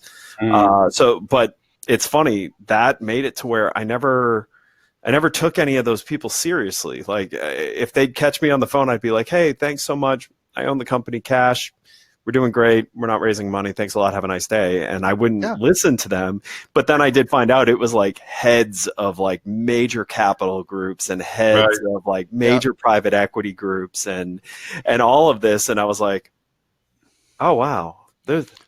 Okay. Well, that's, I mean, like my friend, like John Shevik, he started a company called SIM Partners, Strategic Internet Marketing Partners, and I was like his first client and so forth and everything, and then it blew up and got bigger and bigger and bigger, and he had in his mind that he knew he was going to eventually sell the company. He knew that he was building this company, but he wanted it on his terms. And he says everything was fine, and like you said, we're making money, everything's good. I'm covering payroll, we're progressive, we're growing, everything's happy until he actually got his first real VC offer. Mm-hmm. But the terms were not what he wanted. He would be giving way too much away. They would never be what you want, right? Ever. But, if you had all built anything that you really care about, they never are what you want. Like, and that's the thing is, if you know that you can do it, whatever it is you're setting out to do, and you're already like well down that path, it never makes sense to give large chunks of a company for small amounts of cash relatively. When you ultimately value what you're doing, especially if you enjoy what you're doing. Like I could see had I hated it and like really didn't care and just kind of wanted an aggressive exit strategy. Yeah, I probably would have done that and been like, haha. Here's an example. What we did with Neat, and it wound up being a bad strategy, right? It seemed like the perfect one at the time. Our second largest investor, and again, the CEO had I think 1 or 2 successful exits before, so that was good. So we could attract funding. But our second largest investor was United Airlines New Ventures Group, right? Because we were a supply-centric organization, right? And to get those deals, we kind of thought, you know what? And we had some shares for the supply side, and that's all good. United came in and they had 20% because they brought in real money too, right? They believed in what we were doing until they filed for Chapter 11, and they had 25%. I take that back. They had 25%, and we needed them to dilute. Now they had non-dilution rights, which makes all the sense in the world at that first, kind of very, very early stage. But they would not dilute from 25 to 20%, which was a stupid decision, right? It was just flat out, no, post cash, it's accretive to the valuation. This is a no-brainer, but they still would not do it, and that killed it, right? And that right then, and all of a sudden you go, wow, your investment is less. This is not, nobody's getting killed here, but we then sold Descendant, who then changed the business model, right? And that's what killed the company completely, right? So, and that's, it's crazy. Wait, be really careful. You're blaming Tim Peter for this? No, actually, I don't know. Tim was at Leading Hotels of the World then, I believe. He wasn't at Ascendant yet? No, I think it was before that. Okay. Yeah. I think that transaction. I'm going to just come out and say it doesn't matter. You're blaming Tim Peter. You're blaming Tim. Tim's not here, so it's Tim's fault. Well, it wasn't Tammy. Well, no. No, it would have worked. Oh, no. Ascendant Travel Distributions I could name names of the guys who changed the business model. If it was Tammy, it would have worked. Yeah, no, they were the same guys who acquired $8 billion worth of technology and companies and sold it 5 years later for 4.5. I mean, unique skill set of destroying value. Yes. Not to make it sound fair, that was at a time where you actually didn't need to make money on technology. Yeah, that was still like, it's about growth and growth. Well, what better way to grow than to put $8 billion into something? That's it. No, that's basically what they did. I was around back then. I remember that. Oh no. Actually, I'll give you one. This was the real eye opener. I had already resigned, but they did an all hands call, all VPs. Second quarter earnings are in, right? For the first half of the year, they're like, okay, we're tracking for 7 billion short of our 20 million. Sorry, so our 21 million forecast, right? We're 7 million short. So you go, wait a second. That means, because there's no seasonality, you've got 7 million for the first half of the year, and you need to double that in the second half of the year. So what were they doing? Oh, it's going to be a travel freeze. And things like you got that. This is not an expense issue, right? This is bigger than that. Right. Okay. So wait. So the end state was they made it. And they all got their bonuses at the end of the year. How did they do it? They spent $100 million acquiring a company out of Australia that was generating $16 million a year in revenue, right? And they somehow, August, September, they managed to backdate the transaction to the beginning of the quarter or whatever through some sort of deferral, something like. So they got $8 million of profit that they added to the 14. So they didn't organically add a penny to what they had done in the first half of the year, right? God. But they added the 8 billion or 8 million. Why am I saying billion? The 8 million. They got to 22. And they all got their bonuses, right? And that's how the company worked, because it was generating 2.5 billion in cash flow a year. Wow. And it was like they should have just set a hamper of cash by the door and said, take what you need. That was kind of the business model, right? So yeah, just absolutely. And you go, well, how could that happen? You go, that's how it happened. They just kept buying stuff to meet their numbers to do this, and nobody looked at organic growth or or integrations or anything like that. Back right? to our earlier co-hosts, I think there's two things from the lessons I've learned from my dear friend John was, and we do not to make it simplistic, but we look at like shows like Shark Tank and so forth, and you see these people squirm about needing money to scale and what they have to sacrifice to these guys that have the money to do it. He said, Mr. Wonderful. It's not about. He says when the first check came around, that was what he called the devil check. That was it. I mean, he could have enough money for everything he was striving for to do: the kids to college, the house, the car to that. Okay. Boom, boom, boom. Life would be great, but he would no longer be in control at that point, basically. And the VC knows that number because they've done 700 deals like that before. Then he said the second devil check was when he knew he was on the cusp of being, as you said, that when you get into mid-range and so forth, that sweet spot, that place where you can really make this something other than what it is at that point by scaling it much, and the money's needed to do that. You forget that, not to take out loans and everything, Ed, you know this intimately, is that check would clear all that gateway. That would open all those gates as to, yes, I could get the office-based expansion. Yes, I could get the scale to production. Yes, I could do all this. Yes, and sitting there going, I could be that size. But again, to your point, Robert, the VC knows that's exactly the number that you need. And he went through those ones where he finally had established, he built it himself. He built himself up to that point himself, so that when he did decide to step away from these things in the progression of it, it was on his terms of progressive ownership, not on somebody trying to steal it from underneath of him. This is the way he looked at it. Yeah. And I mean, I learned a lot from his process, because being a dear friend, he would be calling up and telling about what's going in his head and so forth, and telling me what the situation he was facing. And I'm like, dude, what's your priority to this? You want to just ring the bell and say you got the money and you're good? Or do you want to ring the bell and say you blew up a company really big, but you had to give it away before you did? Or do you want to keep working on it, And he went through that process, and I give him great rewards, because when he finally decided to sell that incrementality, it was on his terms. He made well beyond what he ever did on the two other ones. So, anyways, we have a little bit of time to hit some topic stuff. So I have some important non-hospitality topics. Actually, hospitality. Oh no, here goes What's UCF ranked? No, I'm talking about a hurricane.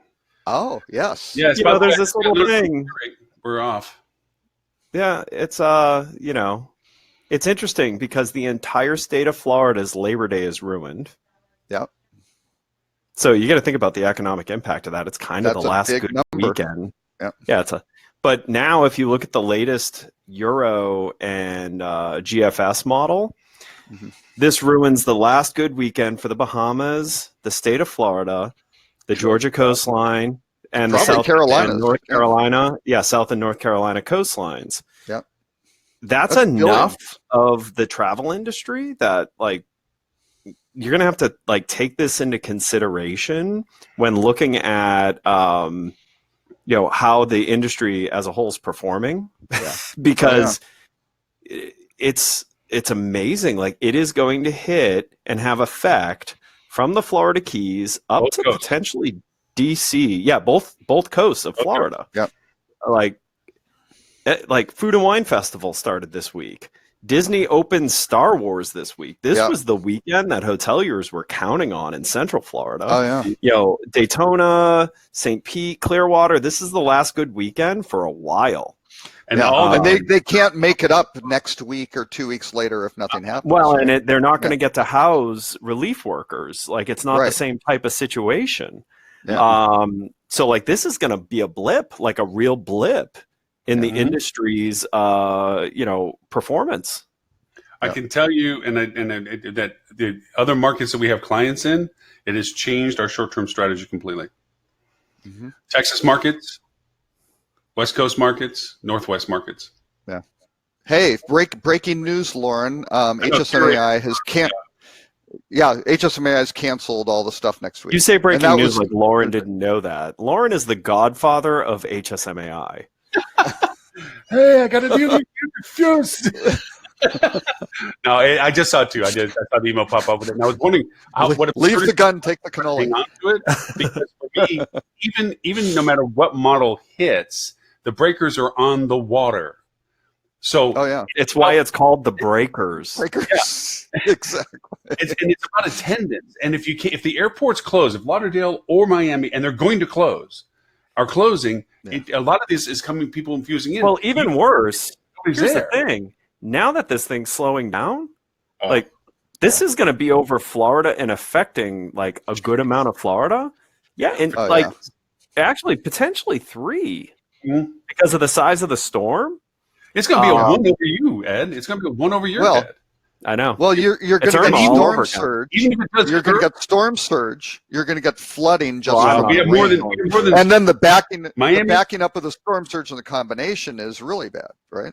And it's a new moon, right? Which is right. Yeah. And you have king tide. King tide, yeah. Right. Yep. And that's not just high tide. That's the mother of all high tides. That's high tide Harry's. Yeah. But the thing of it is that Miami flooded last time. And they didn't even get hit. Yeah, let's not forget. Miami, Brickell flooded. Yeah. And it didn't even rain there. Just from the movement of how, if you remember, it sucked all the water out of Tampa Bay.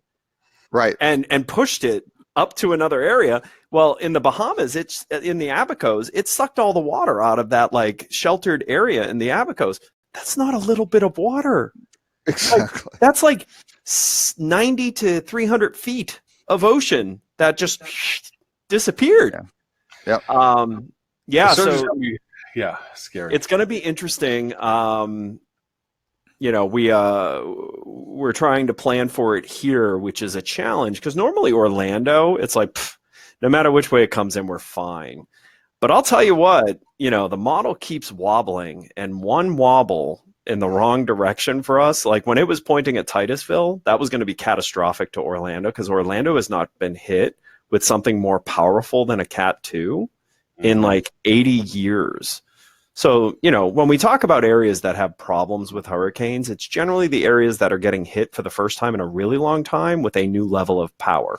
Like Mexico Beach, had that hurricane hit Panama City Beach, it would have been less, like, dead on, it would have been less damaging, because Panama City Beach had been hit with a powerful hurricane in a recent enough history that when it got rebuilt, it was rebuilt well. If Miami gets hit head on with a powerful hurricane, you can thank Andrew for clearing out everything that, you know, that wouldn't survive.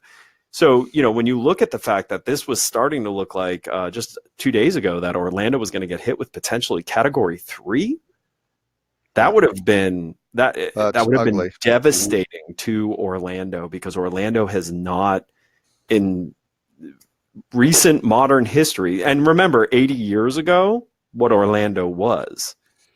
It was a swamp. Exactly. Yes. I-4 was a dirt road. Still well, is. It's still a swamp. They just built a bunch of stuff on it. It still stands still, and but no, I-4 is still a dirt road. It's just wider. Exactly. But so like when you look at these things, it's frightening to think about. Like Myrtle Beach gets hit all the time with hurricanes. So like a Cat 2 to them, they don't get out of bed. Like they're whatever. But if you hit DC with a Cat 2, I got American Airlines. I will be back. All right, good luck with your cancellations. You should be fine. Yeah. No, I'm with you on that. If it wobbles south for us and we get on the dirty side of it, we're screwed. And if it goes north, as it plans, we're still going to have Cat 1 stuff. The current entry point of it's going to hit Lake Okeechobee. That's like being over the ocean. Yeah. Like it's coming aboard and immediately moving to Lake Okeechobee as it's doing its turn. It could be a second Wilma. Yeah. It could cross too, because if that stalls, if it does that, and then all of a sudden Texas is in Louisiana, and everybody else is in some serious kimchi. Then that thing would build right back up again. So are you ready? Are you stocked up, Lauren? I'm ready. Oh yeah, we're all good. Generator, portable air conditioner, portable ice maker. I got food that just boil water, add food. Not to mention all the stuff that's already in the freezer. We lightened up our freezer. Your boat? Huh? Where's your boat's boat? Good. We're going to bumper the hell out of it. I'm going to retie it off and anchor out into the ground. I'm going to take a long anchor and put it into the ground and tie a couple of long spring lines to it. So that way, when it gets pushed up, it just doesn't go super far. We're not expecting a real surge on our side, but we're expecting probably 70+ mile an hour gusted winds. Right. And given it's going to come from the north and the east, it's going to push my boat into the docks. I'm going to put big old balloon bumpers on it so it can bounce against it rather than bang into the pilings. You're better off just sinking the thing for a bit. Yeah, no, it's actually, that's what you have insurance. How deep is the dock? The channel it's only, and right underneath you, water-wise, on average, is 2.5, 3 foot. So why don't you just sink it? Nah, it's fine. It really is fine. It's one of these things that, if depending upon which way which we just made from west to north, the bow's pointing into it, and it's going to push it against the dock anyway. The part that I'm most worried about is if we did have a surge and it draws water out, because over here with all the seawalls, we had a huge problem with Irma. It popped so many seawalls. Collapsing, yeah.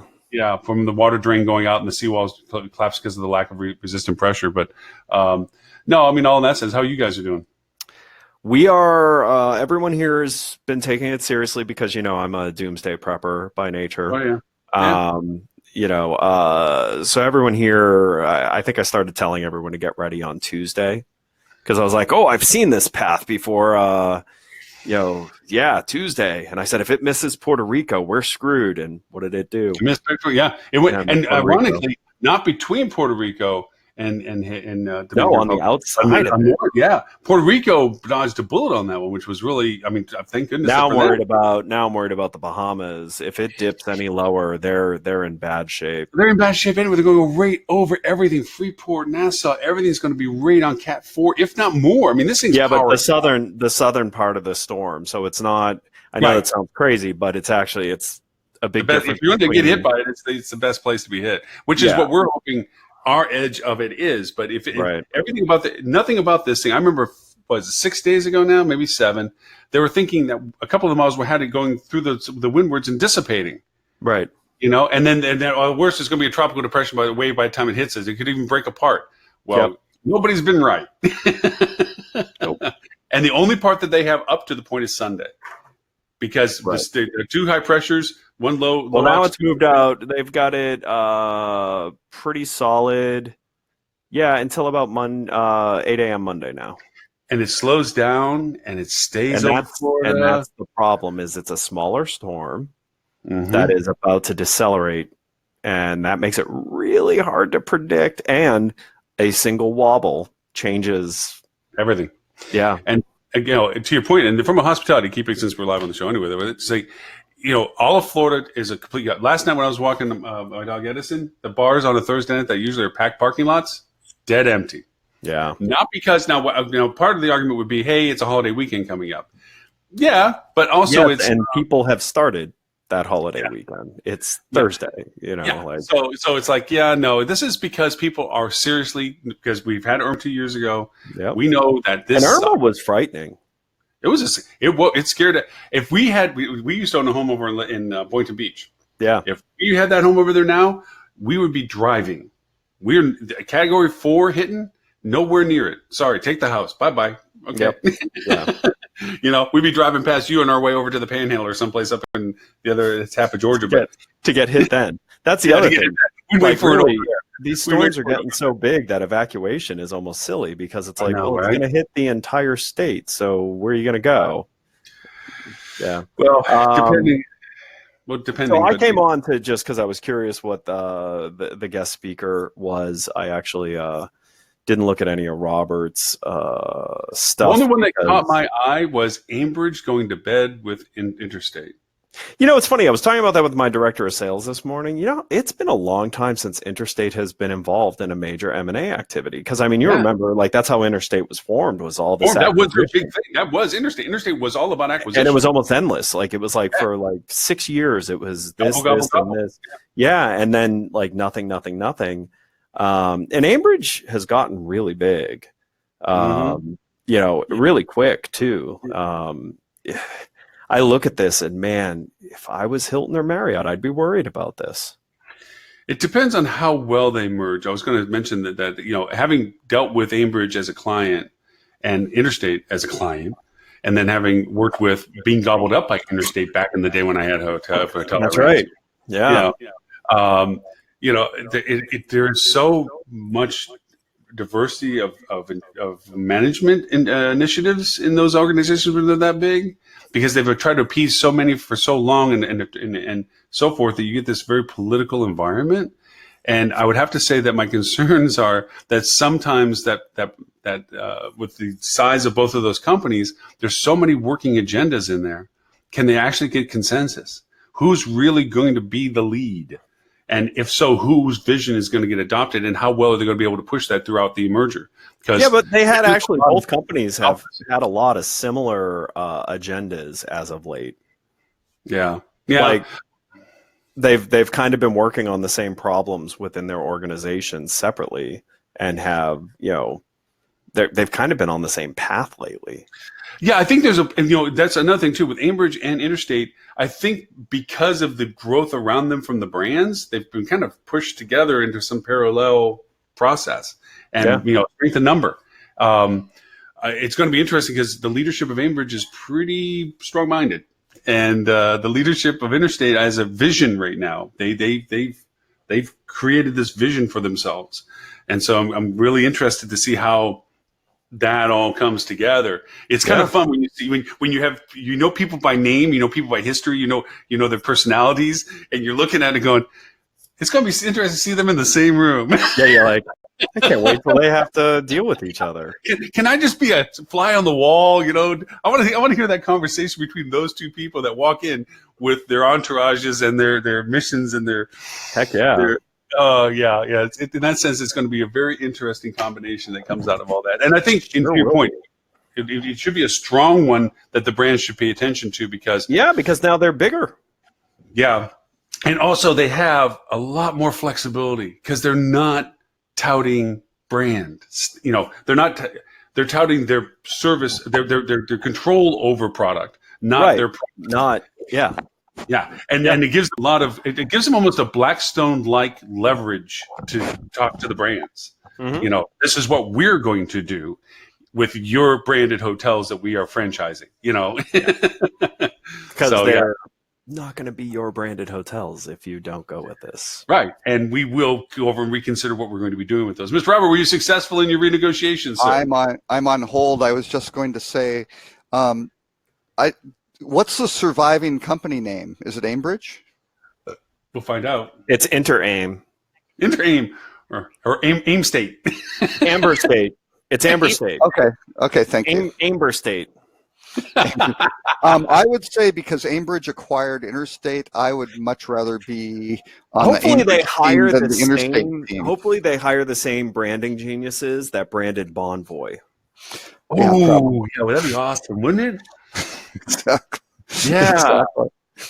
Yeah, that would be a great name for it. Something that would be so useful as that Yeah. Bonvoy Yeah, thing. but I've got to think most of these mergers for the acquired things normally don't turn out as well for the acquired company as the acquiring company. So I think the CEO's Aimbridge, the president is Interstate, but I've got to think the next tiers down, there's a lot of overlap, and this is a big Which is cost going to actually, this will be good for the industry because this will give birth to a crap ton of new management companies. Absolutely. You're right. Yeah. All the operations guys, all the F&B guys, all the marketing guys are all going to be out there. It's like, because if you look at how a lot of the, what are now, kind of the middle of the management company world, they all kind of came from the Meristar and, all those different mergers where the executives were cut loose and those executives went on to start a small, geographically centralized management group that then just turned into massive groups. So it's the circle of life. It's like you cut off the branch and everything that falls off of it turns into completely new trees. Yep. No, very true. Hey, going back to the hurricane thing real quick from a hospitality perspective of it, just for those who are and may listen to the show just because they have nothing else to do, the idea of what to do for your hurricane time, I've had some success. A couple of things of caution. One is suspend all of your planned campaigning. Please suspend everything. Shut it all off. Shut it all off. All your scheduling stuff. Stop with the promotional aspects of everything. Turn everything off and turn into a communication relationship.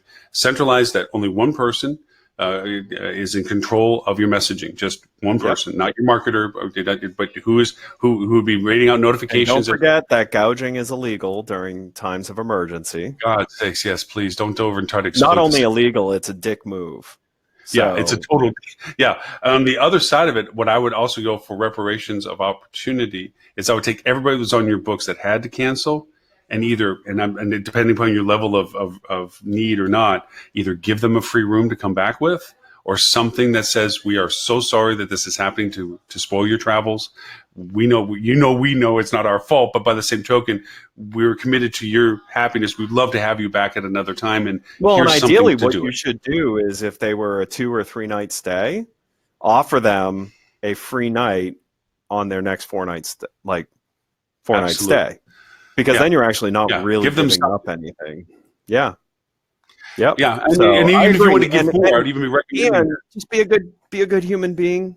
I will say Orlando hotels have done it incredibly well.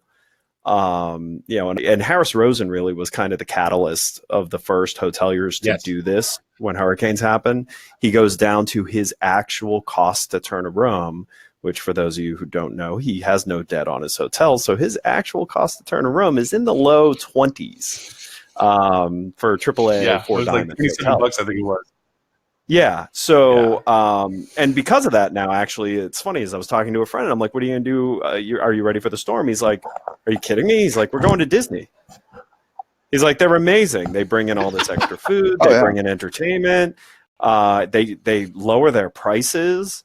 He's like, yeah, we're going to just go to one of the Disney hotels and hang out there. And that's actually because the hospitality industry did the right thing years ago and continue to do the right thing, which is this is not the time to take advantage. Because first of all, if you are not pummeled by this, you'll end up housing relief workers, which you will make a pretty penny off of during a very slow season. So take care of your locals, and your locals will then look to you anytime. And we all know hurricanes move. This hurricane may not hit Orlando. That's still in the cards that it may not hit Florida. There's a 5% chance it doesn't hit the U.S. Right. Yeah. So, but you know what? You got a bunch of bookings from people who are expecting to be at your property because the hurricane's coming. I'd even go so far as to say that Rosen did a great model with that too. And having gone through hurricanes and as a hotel GM, one of the first things we did was the restaurant turned free. We literally fed the people that were that were stuck with us because they had. I mean, there's shelter. That some people don't have the living facilities that are going to survive anything, and we did that. We went over and made a completely local rate. I didn't go as far as Rosen at the time. Rosen was genius when he did that. I didn't think of that at the time. I just had an incredibly $40, $50 rate kind of thing, and which is still amazing because this is back when you were Hilton. Yeah. And but did you have the $75 resort fee? Yes. Never had resort fees. Never had resort fees. He had to come in and quip that. He totally had to come in and get that quip in. So, and then when they came in, and then we did basically soup kitchen mentality restaurant. Everybody got fed breakfast, lunch, and dinner for as long as we had food. And Corey's tried to get food in and stuff like this, but it was a matter of, hey, look, we're in this together, and we understand, and we hope that your family stays safe. So please, our building was an approved shelter building, and so we had them come in, and you do that stuff, and you are right. Now, all of a sudden, every one of their families that come visit them stayed with us.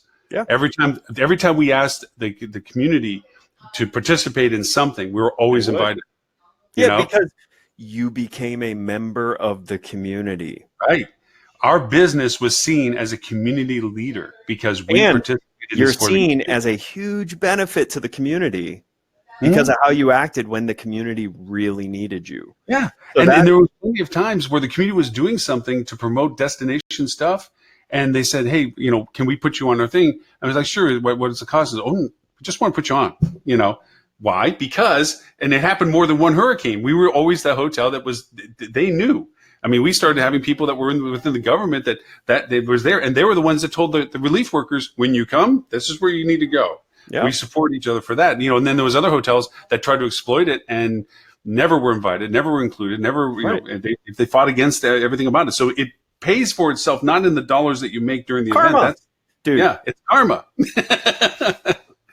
It's doing the right thing for your fellow human being in your community. So with that, and I don't want to, ding dong ditch here, but I came to help you out just in case no one showed up to talk to the young people. But I am now going to go move on and make sure my my team and my family are ready for this craziness.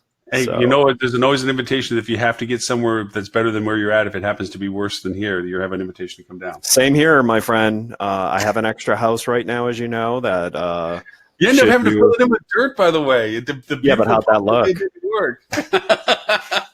But it looks damn good now. It looks damn good.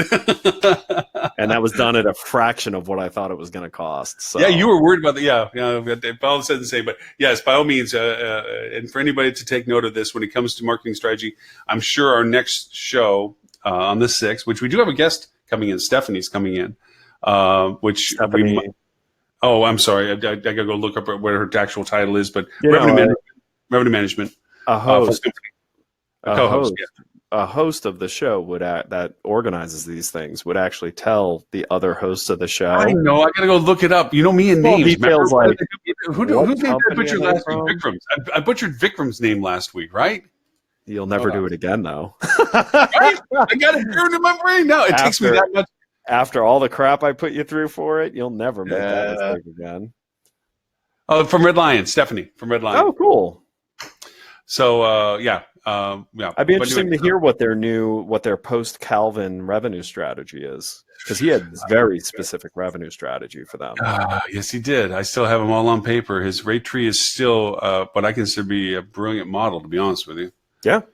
Very solid model on building on stuff. So anyways, Mr. Ed, thank you. You and your family safe. You and your team safe. To you as well. And everyone bear with Flip 2. The majority of our account management team is in Orlando, and I'm not going to make them come here during the storm. But if you do need to get in touch with us, team at Flip 2, info at Flip 2, help at Flip 2, goes to the teams that are also in New York City, which are currently not being threatened by a hurricane. So we will get back to you, and we will keep an eye, but please bear with us. And if you're in the path of the hurricane, please check your email. We have emailed you about our suggestions on what you should do with Flip 2, and we're just waiting for you to give us approval to do that for you. Surfing contest, excellent idea. Absolutely. Anyways, yes. Mr. Ed, for those who flip.to, obviously, and be safe. You too, man. As communication goes, and we'll see on the other side of all this. All right, gents. Thank you. Enjoy the weekend. Bye. Red button, right? I'm just kidding. That's the old give Ed something, a button that says "Do not push." It Do will not get push. pushed. Do not push this button. So, Mr. Robert, I know you're busy with American canceling on that. Well, American, very interestingly, increased the one-way fare because I'm flying out to Phoenix on Tuesday, right, for a meeting, and then on Wednesday the 4th I had to fly to West Palm via Charlotte, right, but booked on a separate PNR, right? So I had 3 PNRs. I had Dallas to Phoenix on one, Phoenix to, because I had to change my flight, right, then Phoenix to West Palm, and then coming back on a reward ticket, right? Because it's, I might as well just use points coming back. It's out of my pocket. So American is being kind enough on the 6th to basically repopulate the points back into my ticket because I'm not going to be in West Palm. But in the 2 hours that I waited, by the time I called, and then they said we will call you back in 2+ hours, they increased the one-way fare from Phoenix to Dallas from $275 to $440. So that stuff you were talking to Ed about, of Rosen doing the really kind of thing, that's not the style of American Airlines. Not American Airlines. And if I said, oh, well, then maybe I should cancel completely. And they said, oh, no, if that happens, we charge you the $200 change fee, right? Because they waive the change fee. And so they know perfectly well that now the ticket's worthless. There's a $200 change fee. They've just, basically marked up, an extra $40, right? So they got it. What are you doing in Phoenix? I'm going to be in Phoenix 2 weeks after that. I am going to be I think I can say this. I don't think it's really top secret. The JD Power results of their North American Consumer Satisfaction Survey to the fine folks at Best Western. Very nice. Very nice. Just did Omni last week. Yeah. And got a Hyatt the week after. So, and working our way across the country. If worst comes to worst, just stay in Charlotte, kill the ticket from Charlotte down to West Palm. The Carolinas could get hit too. Well, yeah. No. I need to come back to. I want to come back to. No, that's what I'm doing. They're just flying me back to Dallas, and it's got to be 4 and it is what it is. So. Well, we didn't get to go through many of your topics. I apologize for those. We'll put those, of course, in the show notes and any of the ones that are still valuable. We're going to have Stephanie with us next week. Nope. Robert had to jump out because American Airlines came back to him. What? Oh no, they didn't come back and confirm anything. They just sent me to the survey. Uh-oh. If they disconnected me, I'm going to be pissed. I would be pissed. Hang on. But in continuation of the conversation that I was having with Ed about the hurricane. I got to leave a voicemail message here. Hang on. Go ahead. Hit mute. I'll keep talking as we wrap up the show. The hurricane is going to affect a lot of tourist business for all of Florida. Subsequently, probably Georgia, at least just in the possibility of it affecting people's decision to go anywhere along the Savannah or anywhere along the Georgia coastline. And it might potentially, based on how far north it goes, at what level of strength it goes, the effect on the Carolinas as well. And at least from the decision process of people as to what they're choosing to do for that effect. So in mind with that, that all hotels should always have a crash kit of what they should be doing in relationship to these. I had mentioned earlier, suspend all of your social and paid campaigns that you're running at this time for the time that you're looking for bookings here, or for the bookings of the impact to you, because they're useless. You're spending and wasting money, and you're creating a mixed message if you're doing social postings about how awesome it would be to come to your hotel during Labor Day, and you're the one that's by ground zero of a hurricane hitting. So make sure that you reach out to, if you're not doing it internally, your third-party agencies, that all those things are stopped and done. I would also recommend that you tell to your third-party agencies and anybody that has their hand on your accounts that they're to do nothing with them, and that you have a designated person on your team that is the voice person, the spokesperson for your hotel as to what does get said, and that you do it in a unified voice at all times. So if you put something on Facebook as a status update of your hotel, that the same message goes onto all platforms at the same time, so that there is no inconsistency of messaging. So if you're saying that, the storm has passed us, things are okay, we're fine, thank you so very much, we'll let you know when we are ready to start accepting guests again or whatever have you, that's a unified message on all platforms. Or if any other aspect of it happens, that you turn it into a communication tool. I would also recommend that if you haven't already done this out of the midst of everything doing for hurricane preparation, that there is a marketing plan that is a post-event plan. Now, if you're damaged and can't get back into the market sequence again, that's an entirely different perspective. But if you are past the danger and you survived, so to speak, and you are available to go back into the market cycle again, that you progressively express your status first, then go into why it might be valuable or interesting or what have you, as to beyond that. Don't go into happy land conversations like, we're fine, come on back down. We don't have a beach left anymore, but it's okay. It's beautiful. The storm's not here. Don't lie. Don't exaggerate. Don't go off on give people reality. I mean, if the restaurants have all opened and it missed, there was no damage, but that's fine. You can just say here's what the thing is, because the worst thing for this is when hotels they try to profiteer, right? Or well, actually, even before that, they don't communicate what the status is, right? So, like the little hotel that I'm staying at, the Palm Beach Historic Inn or whatever, not a huge place, but they proactively, even though it was booked through booking.com, proactively reached out to me by messaging, which they couldn't necessarily tell if I got them or not, or that sort of thing. They followed up with a phone call, and they're going through trying to figure out what are our arrivals, because if this thing hits, you do not want arrivals sort of thing coming in going, hi, I'm ready to stay here. And you go, we don't have a roof.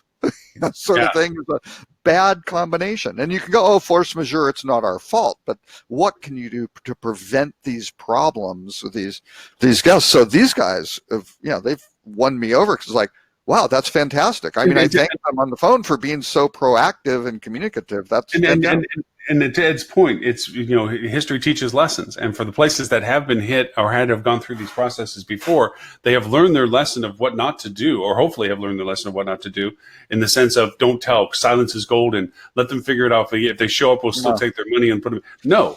We'll take their cancellation fees and charge them though we were hit and closed, charge them. They didn't cancel, so take their money. Yeah, don't. Right. Or have arrivals on when nobody left and you have no room for them, and now the person's in a war zone of destruction and no place to stay. Even before it hits, do you once things still really start coming down?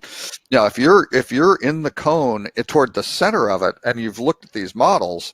True, you might get hit, but do you really want to have? And you got to figure from a reality point of view. There are some hotels that are closing, that are kicking the people out. Like when the Keys get threatened, they kick all the tourists out. Right. Okay. And now a lot of these hotels that have people in them, if you cancel correctly and get out of it correctly, there are a lot of people that can't get out of the market, or people like responders that have to be in the market. That inventory needs to be available. There are people that after the storm, their house or their abode is damaged beyond habitable, and they need to be someplace. You showing up for your post Labor Day vacation, that room could be possibly better served to somebody that needs it because they don't have a place to live, for goodness sakes. Not that you have to make those choices, but the hotel, when speaking to the hoteliers, you have to make those choices.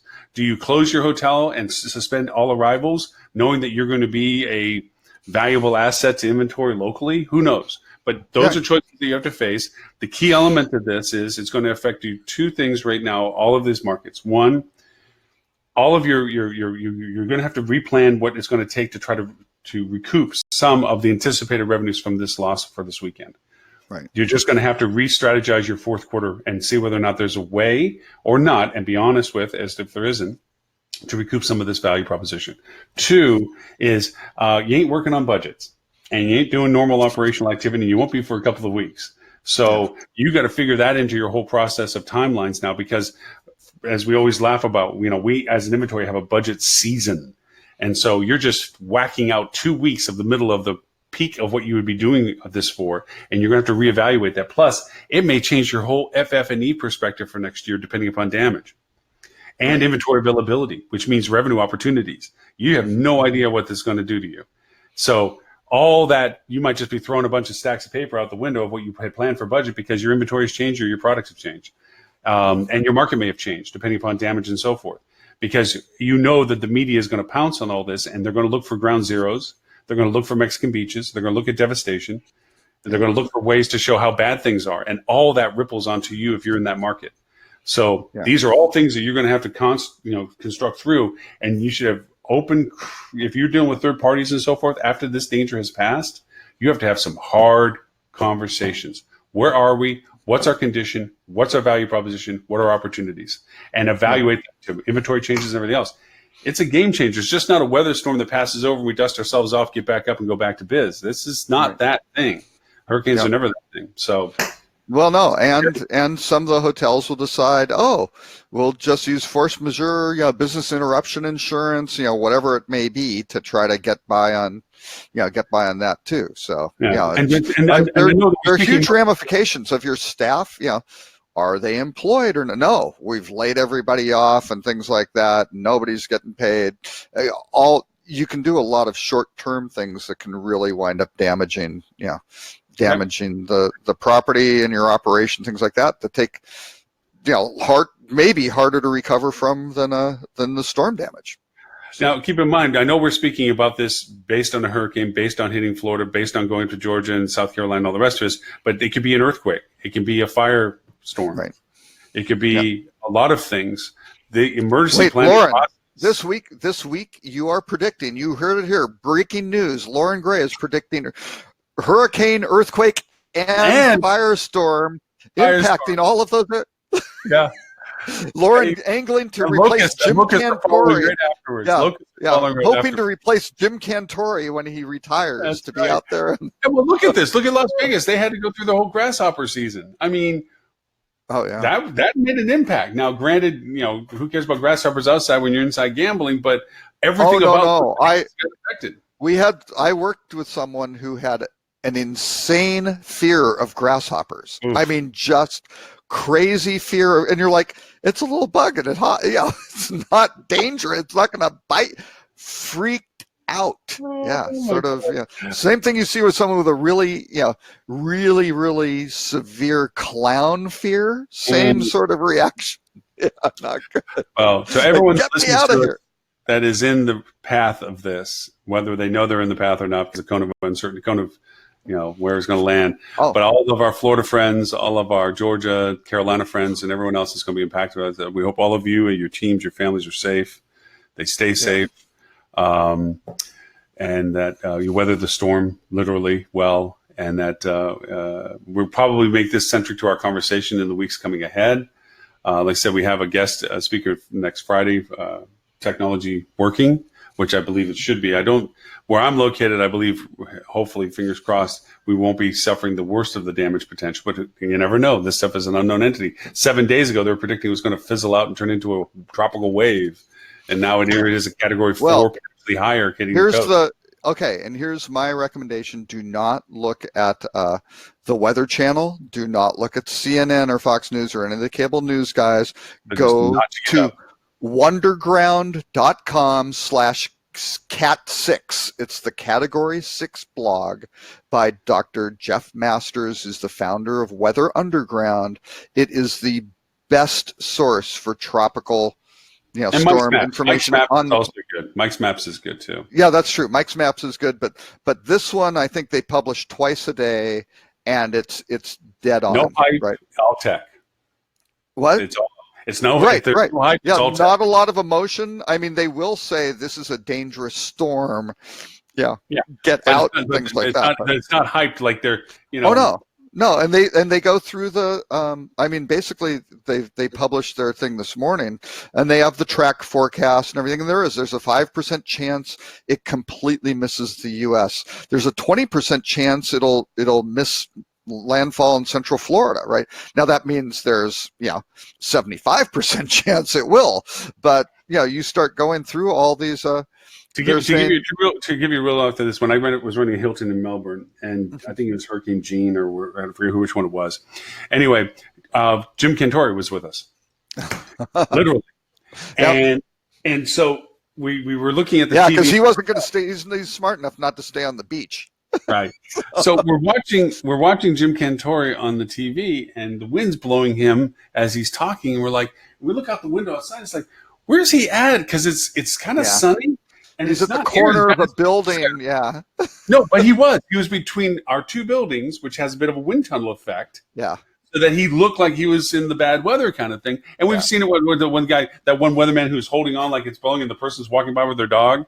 You know, this is their job, is to, you know, they do a service by getting us prepared and warned, but they also do us a disservice by getting us unfairly stressed and hyped.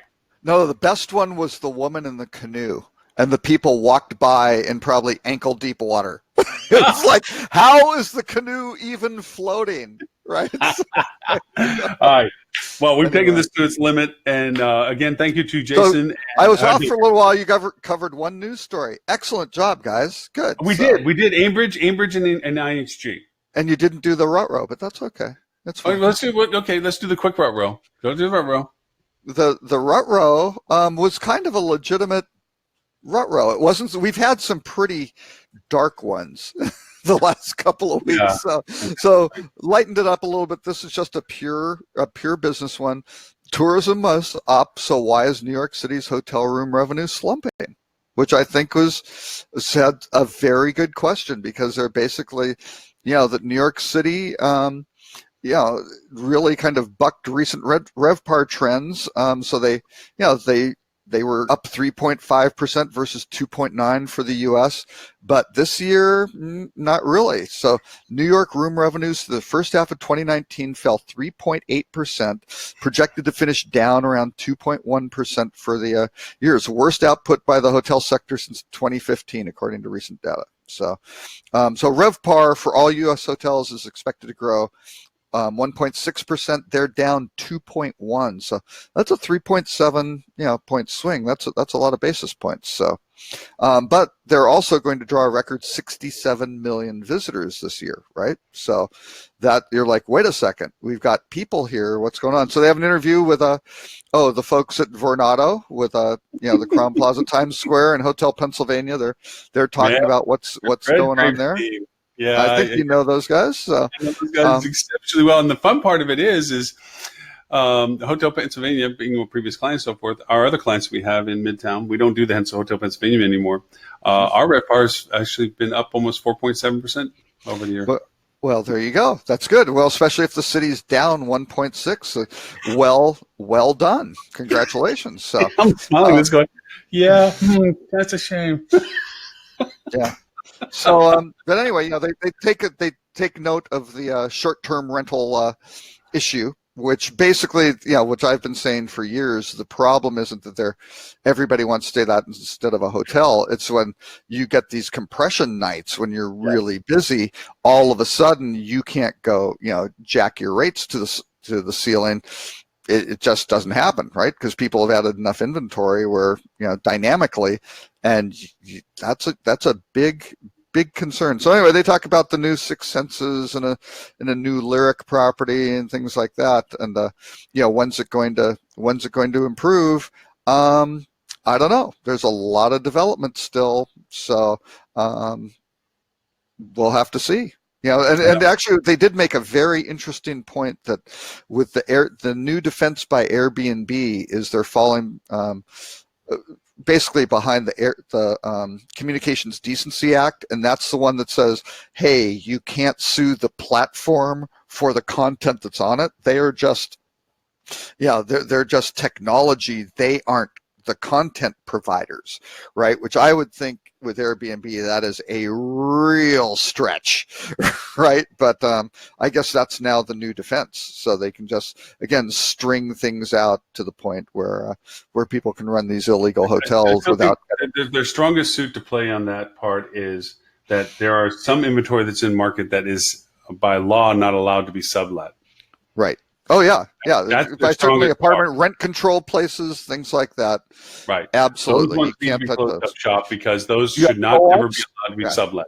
You have co-ops that people try to do it in, and heaven forbid you've got to fight the co-op board. That never ends well for those people renting those apartments. The condo guys, it's a little bit. But here's the thing to That's the beat. Wild West. And this is where we're beating it every day. And if anybody's listening to the show this late into it, then here's your golden nugget for the day. You look at your booking window in market for it, in down to midtown. We use AirDNA as your base platform for it, and it'll tell you exactly the lead time for that market for it. And you know if it's going to be a compression time based on event cycles. You have historicals for that, so you already know that too. Look at your high resistance of rules and regulations for cancellations. They always go up during peak demand times because Airbnb inventory people want to lock in the fact it's going to cost somebody to step out if they find something better. Now, this usually happens 47, 98, 81 days ahead of time, whatever it is. You go and you offer a great, acceptable rate that you know is going to be solid for that time of year for you, pre-purchased and locked in, and also one that is more expensive, but one that can get out of with the best rate guarantee to it. Okay? Best rate guarantee to it, because you know you're only going to go up from it anyway. At the time that people are first looking at Airbnb. So that when the compression comes in and the inventory comes into market with the dynamic inventory, elasticity of demand inventory, okay, it's going to come in high rated with high restrictions onto it as for lack of cancellation. You already have bought your market share before that ever happened. Right. And it doesn't affect you.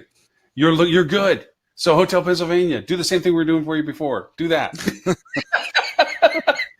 There you go. You know?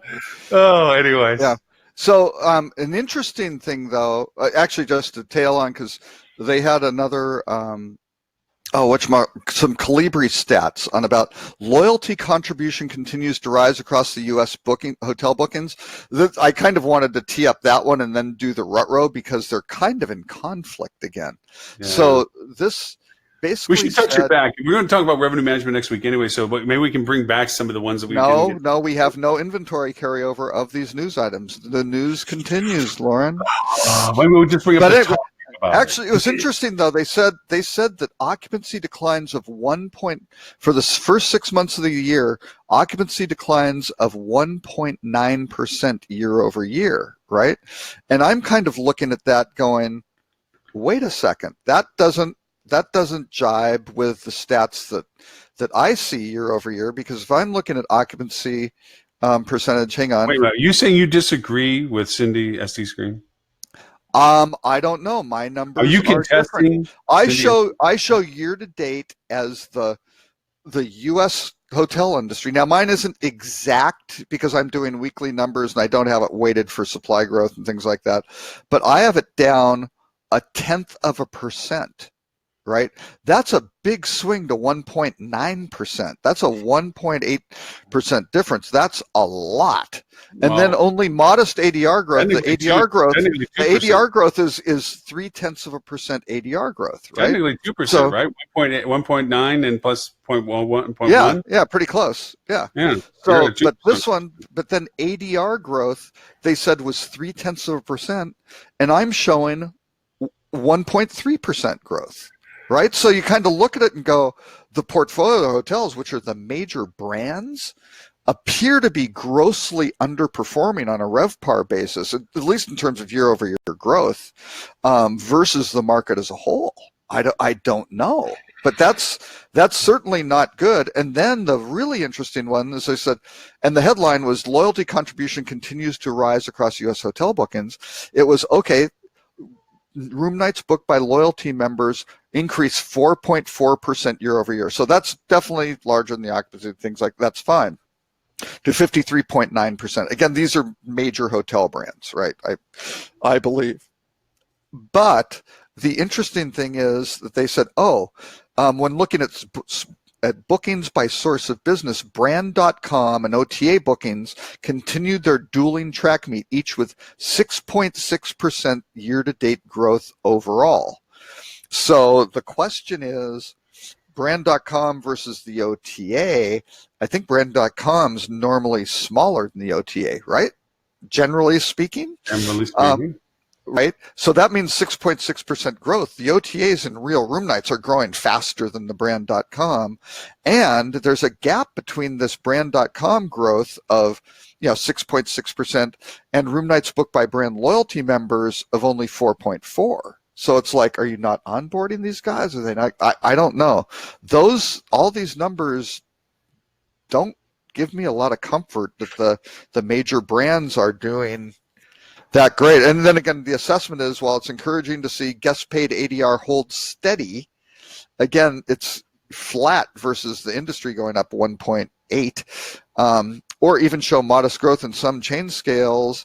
There's some concern or trepidation of RevPAR figures based on declining occupancy and very modest ADR growth in most markets. Well, yeah, there certainly should be. That's bad, especially when the rest of the industry is not exhibiting that. So I don't know. It's crazy. But anyway, yeah, so there's some interesting dynamics. The major New York is having issues. The major hotel groups appear to be having issues, and we'll see. I mean, I'm just worried the next, whatever triggers a downturn, whatever that catalyst is, and plus this hurricane certainly isn't going to help the overall industry whatsoever at all by wiping out the weekend. So, I think it's going to turn into one of Veronica's from Smith Travel Research Star, that she showed what happened when Hurricane Henry hit Texas, the ripple effect of the progression. She had this wonderful visual graphic of how other markets blew up from this and the depression of it, and how they went to other places and so forth. So I think this one won't happen, right? I mean, there may be devastation with aid workers and things like that, but the problem is this was a peak weekend, right? And that stuff is just down, gone, not coming back, right? And so, that's a huge hole to fill versus, again, as Ed was saying, the aid workers or whatever hitting, surrounding community. And certainly those aid workers at the breakers, let's say, heaven forbid, it hit West Palm and the breakers, those aid workers are not going to be paying $400 a night, sort of thing. So, and those aren't the hotels that usually get first pull on what the loans come in and stuff like that anyway. Yeah, exactly. And they're not going to allocate. They tend to be the ones, depending upon their damage, of course, that don't allocate to those. Yeah, right. They don't give inventory to them unless, of course, I mean, obviously citywide if they really needed to and so forth. But again, the devastation point, the damaging point of this is the recovery of it from a physicality point of view, but also the gun shyness that it creates, because then, even if people had the opportunity to then come to Florida afterwards, depending upon the physical damagings and so forth, the hesitancy that it creates, knowing that, and here we have another storm coming in 5 days, people had to change their plans from it's fine to catastrophic. So I guess, there's another storm that's brewing behind it or something like this. People might just come and say, you know what? Yeah, not Florida until after all this. We're just not going to do. Or next year. I mean, I think it would be very interesting to see for HSMA. Well, actually, I think last year, didn't they have it in Chicago? Did they have it in Chicago? What, for what? I think the Marketing Advisory Board meeting might have been in Chicago last year. No, you did the Marketing Advisory Board in Chicago, I thought. Yeah, I think last year was Chicago. But I am no longer on it as of this would have been my last one, but I've been sent off, so that's fine. Holly and Dan couldn't save me or anything, so fine. Well, there was 60 people on the board. There's still a lot. They've added a lot of They've added a whole ton of people too, but anyway. But I was on it for 2 or 3 years or whatever. I don't know what the term was. So maybe I was even on it longer than I was supposed to be. I'm not sure. So. I was on it for 13. Well, so it goes. I kept trying to find places of value that they would let me play. So I guess, I didn't pursue to get back though. I once I got off it, I kind of like doing what I'm doing now with them instead, and get off of the merry-go-round of the board because it's too big. Yeah. And it's by consensus, and Dan's going to have his hands full. I mean, Holly was herding cats for the past 2 years, so it's Dan's turn to try to hand. And I think Dan's doing really well. He's in Bangkok right now. He's over with Isaac. Yeah, I think his business is catching on. So good for him. Good for him. My daughter's headed to Thailand next January on vacation, but not staying at Isaac's hotels. Why not? Why not? Because she has a really cool itinerary plan through wendyperrin.com, who is now her go-to. If you want great vacations, you go to Wendy. And she's staying at very, very cool places in Bangkok and Chiang Mai, and an elephant camp, a legit elephant camp where they aren't like having people ride them, where they're really rescuing them and restoring them, things like that. Nice. So they're doing that, and then hitting Krabi. Krabi? Yeah, Krabi Beach near Phuket. Oh, So, yeah. the famous beach. Yeah. The one with the big stone island. Yeah. So they're going to have a great time. Blue Lagoon, or I forget what movie with De Niro, not De Niro, but DiCaprio was made there or something. Anyway. Oh, yeah. So, anyway. All right. So, well, Mr. Robert, thank you. I'm sorry we didn't get to all the curated list of it, but we'll be in the show notes. Fine. Yeah, I'm sad I'm not going to see you next week. I was looking forward to that, to be honest. It's not. Yeah, I was planning on meeting with Stuart. Stuart was going to be there as well, so we were going to have a little meeting. But anyway, so it goes. So anyway. Well, for those who want to know more about you and Rock Cheetah, where is it that they need to go to, sir? You can go to rockcheetah.com or find me at Robert K. Cole on social media. And for those who want this very long show today and more about us, it's at hospitalitydigitalmarketing.com/live. Look for the link to show number 212. Again, thank you to our two special co-hosts, Jared and Kevin from... Oh, I thought you were going to say me and Ed. Oh. Well, I was getting there. I was going to get there. From Husanto. Good luck with their venture. I know that we all look at it from being in the saddle for a long time. Not easy. They have the right. They have the right idea. I think they have a good approach, but it's not going to be easy if they really work at it, and they are really going to have to work at it. Keep true to themselves and don't go for the early money. There's hope. Yeah, no, I think they'll be able to do that. The big thing will be at that mid-scale, whereas you always get these companies where you go from running a company with like 5 employees, a lot different. The next stage is once you get in that 10 to 20 range, different things have to happen, right? And then you kind of hit the 50 range, and that's on employees, right? And then at 100, all these things wind up having to get more formalized. 90 to 100 is a dangerous one because that's when you're getting the attention of your competitors. They're either going to crush you, right?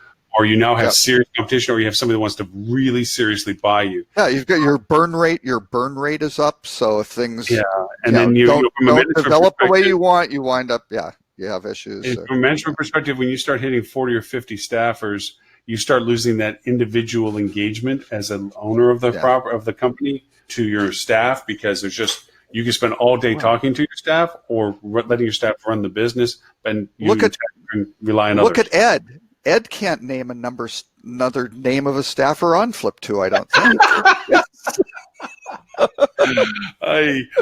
He was just referring to him as the people in Orlando and the people in New York. He doesn't know. He's up in his ivory tower. Just that happens with these guys. It is.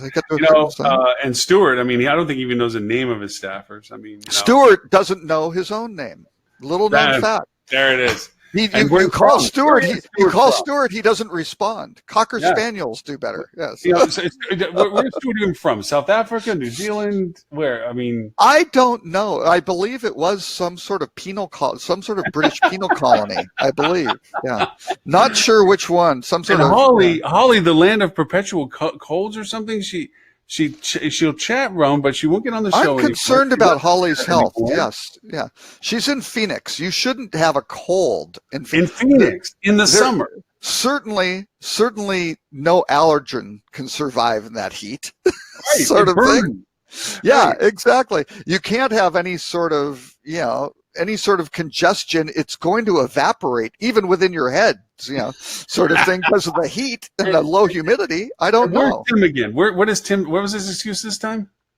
Well, Tim is probably at some black ops site somewhere overseas doing whatever he does. So, I don't know. You know what? We should just start asking if Tammy can jump on the show. At least then we'd get intelligent, comprehensive, insightful dialogue.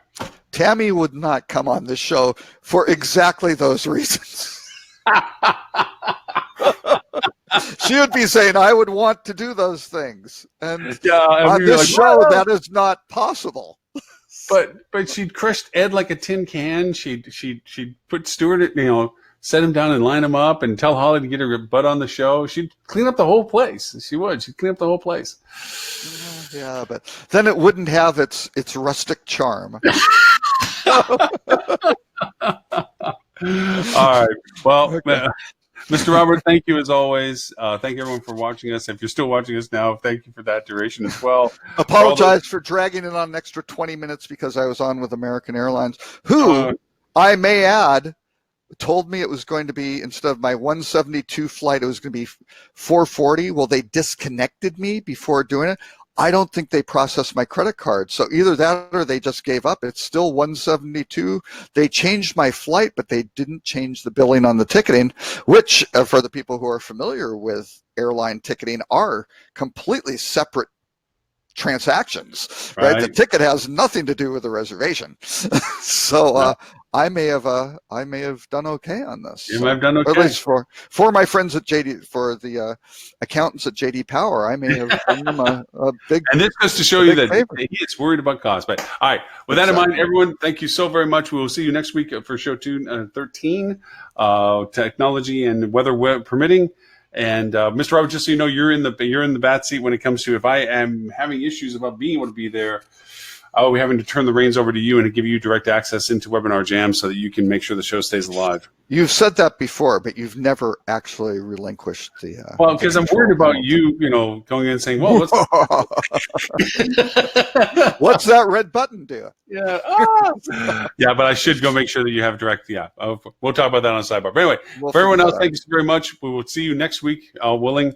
Yeah, because I don't think we were going to do the show that following Friday. I was in the marketing advisory board meeting. I wasn't going to be. Stuart wasn't going to be here again. I was. I mean, yeah, I was going to be here, so we were good. So, but we'll see. Okay. All right. With that, thank you all. We'll talk to you next week. All right.